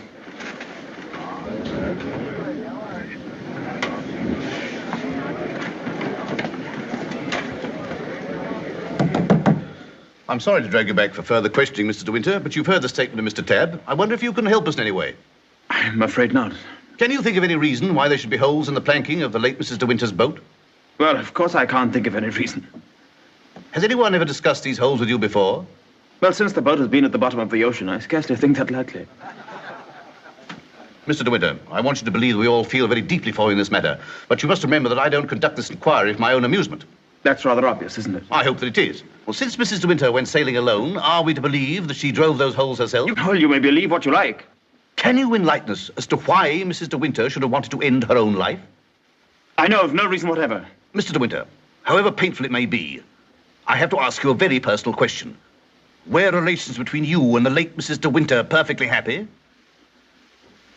Were relations between you and the late Mrs. De Winter perfectly happy? I won't stand this any longer, and you might as well know now.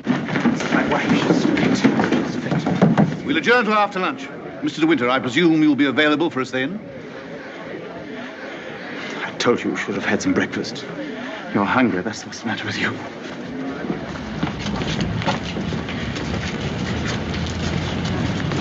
Mr. Frith thought you might like to have some lunch from the house and sent me with it. Oh, that's fine, man. And can you pull around the corner? Very good, sir.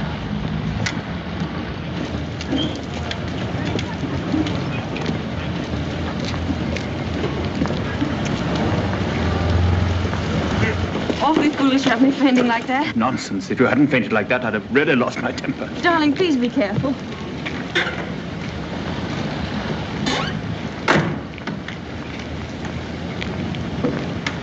Darling, if you wait here a few moments, I'll see if I can find old Frank. Of course, darling. Don't worry about me. I'll be all right. Sure? Here. Try a spot of this. Do you good? Thank you. Are you all right? Yes, of course. Won't be long. Right you are.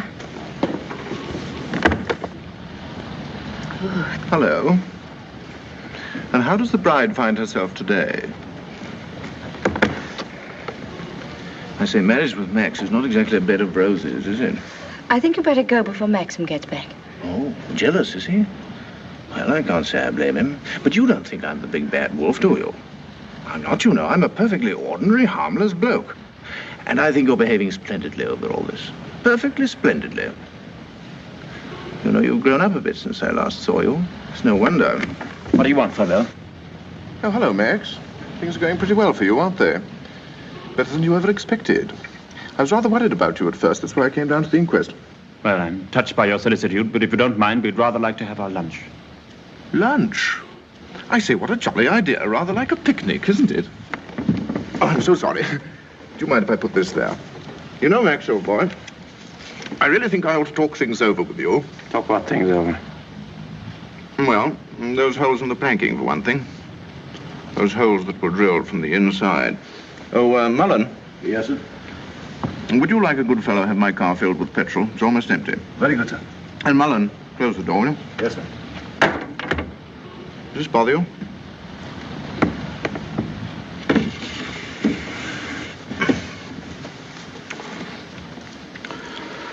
You know, boy, I have a strong feeling that before the day is out, somebody's going to make use of that rather expressive, though somewhat old-fashioned term, foul play.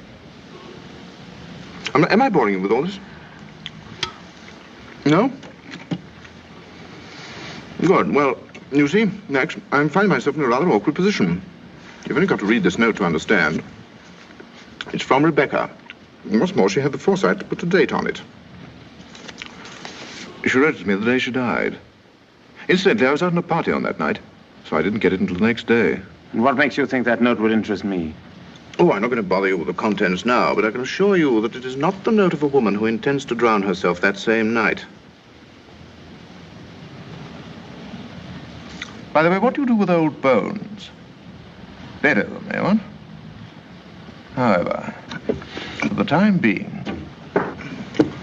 You know, Max, I'm getting awfully fed up with my job as a motor car salesman. I don't know if you've ever experienced the feeling of driving an expensive motor car that isn't your own, but it can be very, very exasperating. You know what I mean. You want to own the car yourself. I've often wondered what it'd be like to retire to the country, have a nice little place with a few acres of shooting. I've never figured out what it would cost a year, but I'd like to talk about it with you. I'd like to have your advice on how to live comfortably without hard work. Hello, Favell. Are you looking for me, Maxim? Yes. Mr. Favell and I have a little business transaction on hand. I think we had better conduct it over at the inn. They may have a private room there. Well, see you later. Find Colonel Julian. Tell him I want to see him immediately. Come on, Favell, let's go.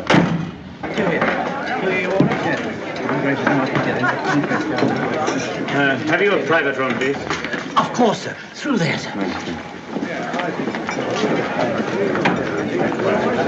Hope this will do, Mr. De Winter. Oh, splendid. Splendid. Exactly like the Ritz. Any orders, gents? Yes, you might bring me a large brandy and soda. How about you, Max? Have one on me. I feel I can afford to play host. Thanks, I don't mind if I do. Make it two, will you, like a good fellow? Very good, sir. Where's Mr. De Winter? Through the other door, sir. Colonel Julian, this is Mr. Favell. Oh, I know Colonel Julian. We're old friends, aren't we? Since you're old friends, I assume you also know he's head of the police here. I think he might be interested to hear your proposition. Go on, tell him all about it. I don't know what you mean. I merely said I hope to give up selling cars and retire into the country. Actually, he offered to withhold a vital piece of evidence from the inquest if I made it worth his while. I only want to see justice done, Colonel. Now, that boat builder's evidence suggested certain possible theories concerning Rebecca's death. One of them, of course, is suicide. Now, I have a little note here which I consider puts that possibility quite out of court. Read it, Colonel. Jack, darling, I've just seen the doctor and I'm going down to Mandalay right away. I shall be at the cottage all this evening and shall leave the door open for you. I have something terribly important to tell you. Rebecca. Now, does that look like the note of a woman who had made up her mind to kill herself?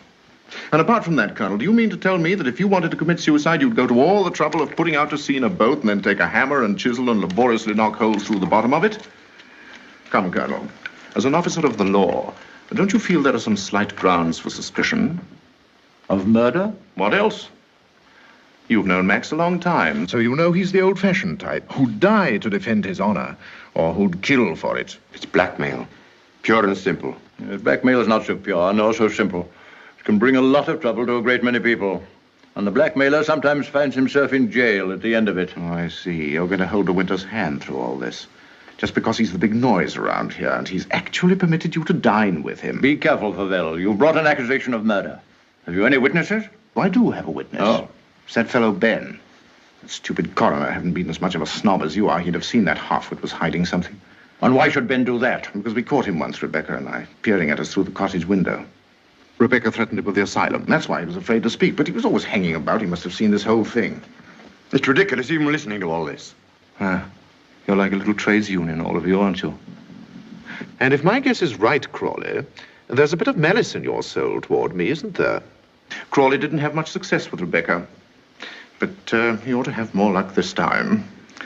And the bride will be grateful for your fraternal arm, Crawley, in a week or so. Every time she faints, in fact. Go, Winter! Maxim, please. That temper of yours will do you in yet, Max. Oh, excuse me, gentlemen. Now, is there anything else? Yes. You might bring Mr. De Winter a sedative. No, nothing at all. Just leave us. Very good. Now, Favell, let's get this business over. As you seem to have worked out the whole thing so carefully, perhaps you can provide us also with a motive. I knew you were going to bring that up, Colonel. I've read enough detective stories to know that there must always be a motive. And if you'll all excuse me a moment, I'll supply that too. I wish you'd go home. You ought not to be here through all this. Please let me stay, Maxim. Surely, Colonel Julian, you're not going to allow this fellow to... My opinion of Favell is no higher than yours, Crawley. But in my official capacity, I have no alternative but to pursue his accusation. I entirely agree with you, Colonel. In a matter so serious as this, we must make sure of every point, explore every avenue. And, in fact, if I may coin a phrase, leave no stone unturned. Here she is, the missing link, the witness who will help supply the motive. Colonel Julian, Mrs. Danvers, I believe you know everyone else. Won't you sit down? No offense, Colonel, but I think I'll put this to Danny. She'll understand it more easily. Danny, who was Rebecca's doctor? Mr. De Winter always had Dr. McLean from the village. Now, you heard. I said Rebecca's doctor in London. I don't know anything about that. Oh, don't give me that, Danny. You knew everything about Rebecca. You knew she was in love with me, didn't you? Surely you haven't forgotten the good times she and I used to have down at the cottage on the beach. She had a right to amuse herself, didn't she? Love was a game to her, only a game. It made her laugh, I tell you. She used to sit in her bed and rock with laughter at the lot of you. Can you think of any reason why Mrs. De Winter should have taken her own life? No, I refuse to believe it. I knew everything about her and I won't believe it. There, you see, it's impossible. She knows that as well as I do. Now, listen to me, Danny. We know that Rebecca went to a doctor in London on the last day of her life. Who was it? I don't know. Oh, I understand, Danny. You think we're asking you to reveal secrets of Rebecca's life. You're trying to defend her, but that's what I'm doing. I'm trying to clear her name of the suspicion of suicide. Mrs. Danvers, it has been suggested that Mrs. De Winter was deliberately murdered. There you have it in a nutshell, Danny. But there's one more thing you'll want to know. The name of the murderer. It's a lovely name that rolls off the tongue so easily. George Fortescue Maximilian De Winter.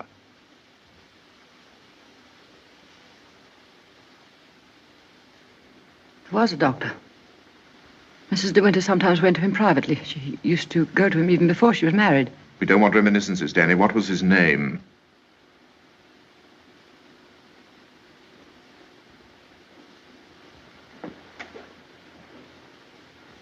Dr. Baker, 165 Goldhawk Road, Shepherd's Bush. There you are, Colonel. There's where you'll find your motive. Go and question Dr. Baker. He'll tell you why Rebecca went to him, to confirm the fact that she was going to have a child.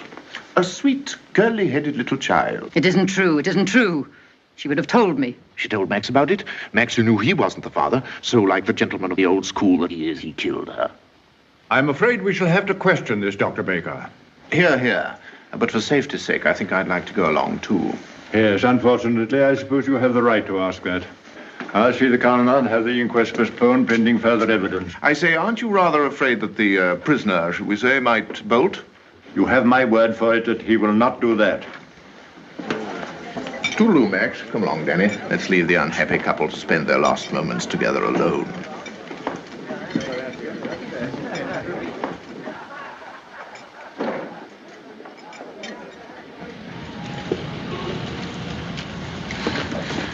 Are you sure you don't want me to go with you, Max? No, darling, it'll be very tiring for you. I'll be back the very first thing in the morning, and I won't even stop to sleep. I'll be waiting for you.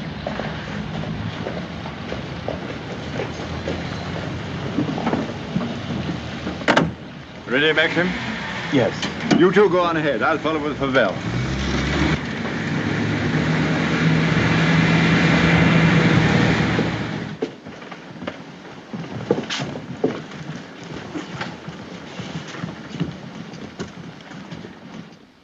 Dr. Baker, you may have seen Mr. De Winter's name in the papers recently. Oh, yes, in connection with the body that was found in a boat. My wife was reading all about it. A very sad case. My condolences. No, this is going to take hours. Let me... Don't bother, Favel. I think I can tell Dr. Baker. We're trying to discover certain facts concerning the late Mrs. De Winter's activities on the day of her death. October the 12th last year.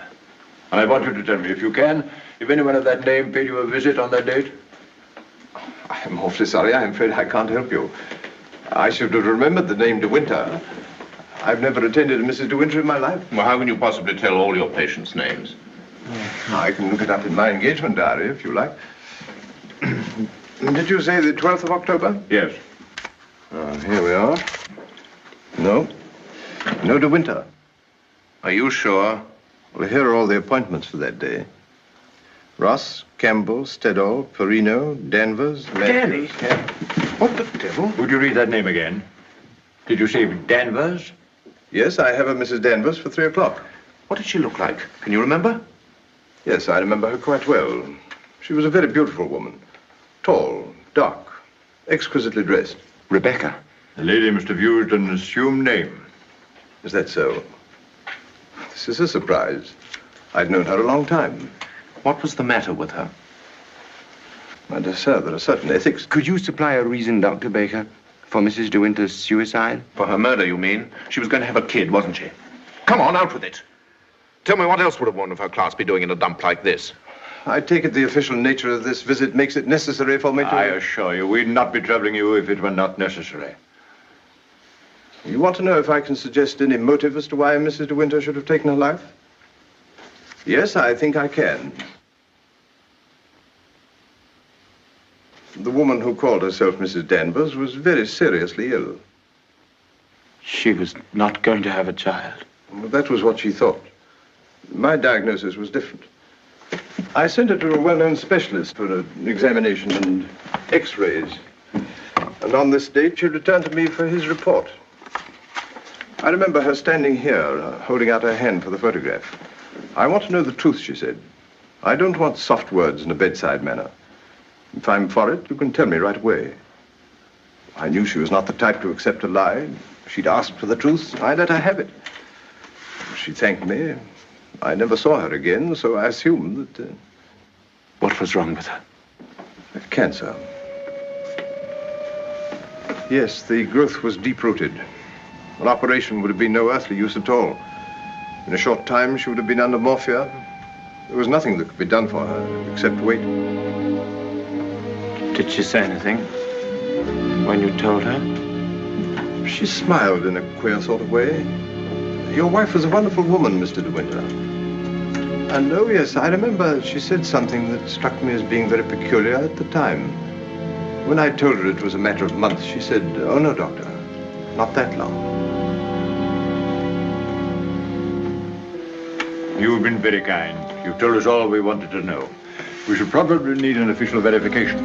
Verification? Yes, to confirm the verdict of suicide. I understand. Can I offer you gentlemen a glass of sherry? Oh, very kind. I think we ought to be going. Thank heaven we know the truth. Dreadful thing. Dreadful. A young and lovely woman like that. No wonder I never had the remotest idea. Neither did Danny, I'm sure. I wish I had a drink. Will we be needed at the inquest any further, Colonel Julian? No. I can see to it that Maxim's not troubled any further. Thank you, sir. Are you ready to start, Colonel? No, thank you. I'm staying in town tonight. And let me tell you, Favell, blackmail is not much of a profession. We know how to deal with it in our part of the world, strange as it may seem to you. Oh, I'm sure I don't know what you're talking about. But if you ever need a new car, Colonel, just let me know. It's impossible to thank you for your kindness to us through all this. You know what I feel without my saying it. Not at all. Put the whole thing behind you. But let your wife know she'll be getting worried. Yes, of course. I'll phone her at once, then we'll get straight down to Mandalay. Goodbye, Crawley. Maxim's got a great friend.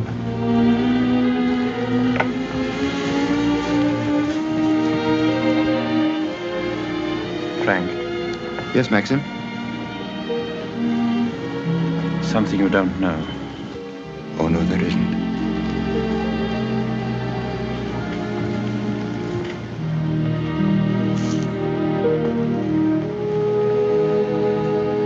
I didn't kill her, Frank. But I know now that when she told me about the child, she wanted me to kill her. She lied on purpose. She foresaw the whole thing. That's why she stood there laughing when she... Don't think about it anymore. Thank you, Frank. Hello, Danny. I just wanted to tell you the news. Rebecca held out on both of us. She had cancer. Yes, suicide. And now Max and that dear little bride of his will be able to stay on at Mandalay and live happily ever after. Bye-bye, Danny. This your car, sir? Yes? Will you be going soon? This isn't a parking place, you know. Oh, isn't it? Well, people are entitled to leave their cars outside if they want to. It's a pity some of you fellows haven't anything better to do. When you phoned, did she say she'd wait up? I asked her to go to bed, but she wouldn't hear of it. I wish I could get some more speed out of this thing. Is something worrying you, Maxim? I can't get over the feeling something's wrong.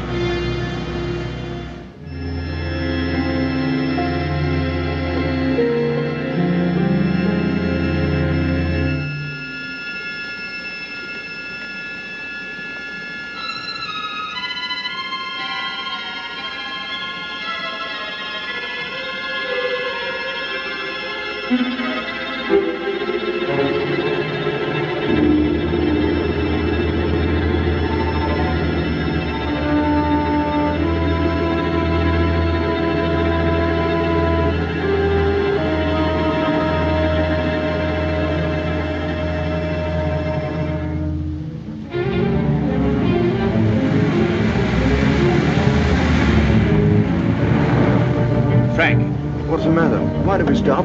What's the time? Well, this clock's wrong. It must be 3 or 4. Why? That can't be the dawn breaking over there. It's in the winter that you see the northern lights, isn't it? That's not the northern lights. That's Mandalay.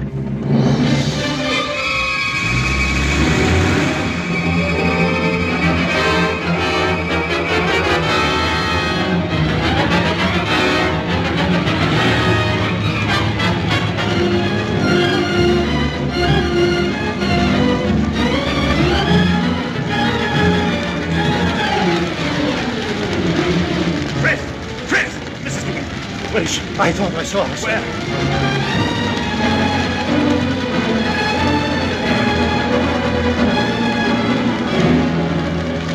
Maxie! Thank heaven you come back to me. Are you all right, darling? Oh, yes. Are you all right? Mrs. Danvers. She's gone mad. She said she'd rather destroy Mandalay than see us happy here. Look! The West Wing!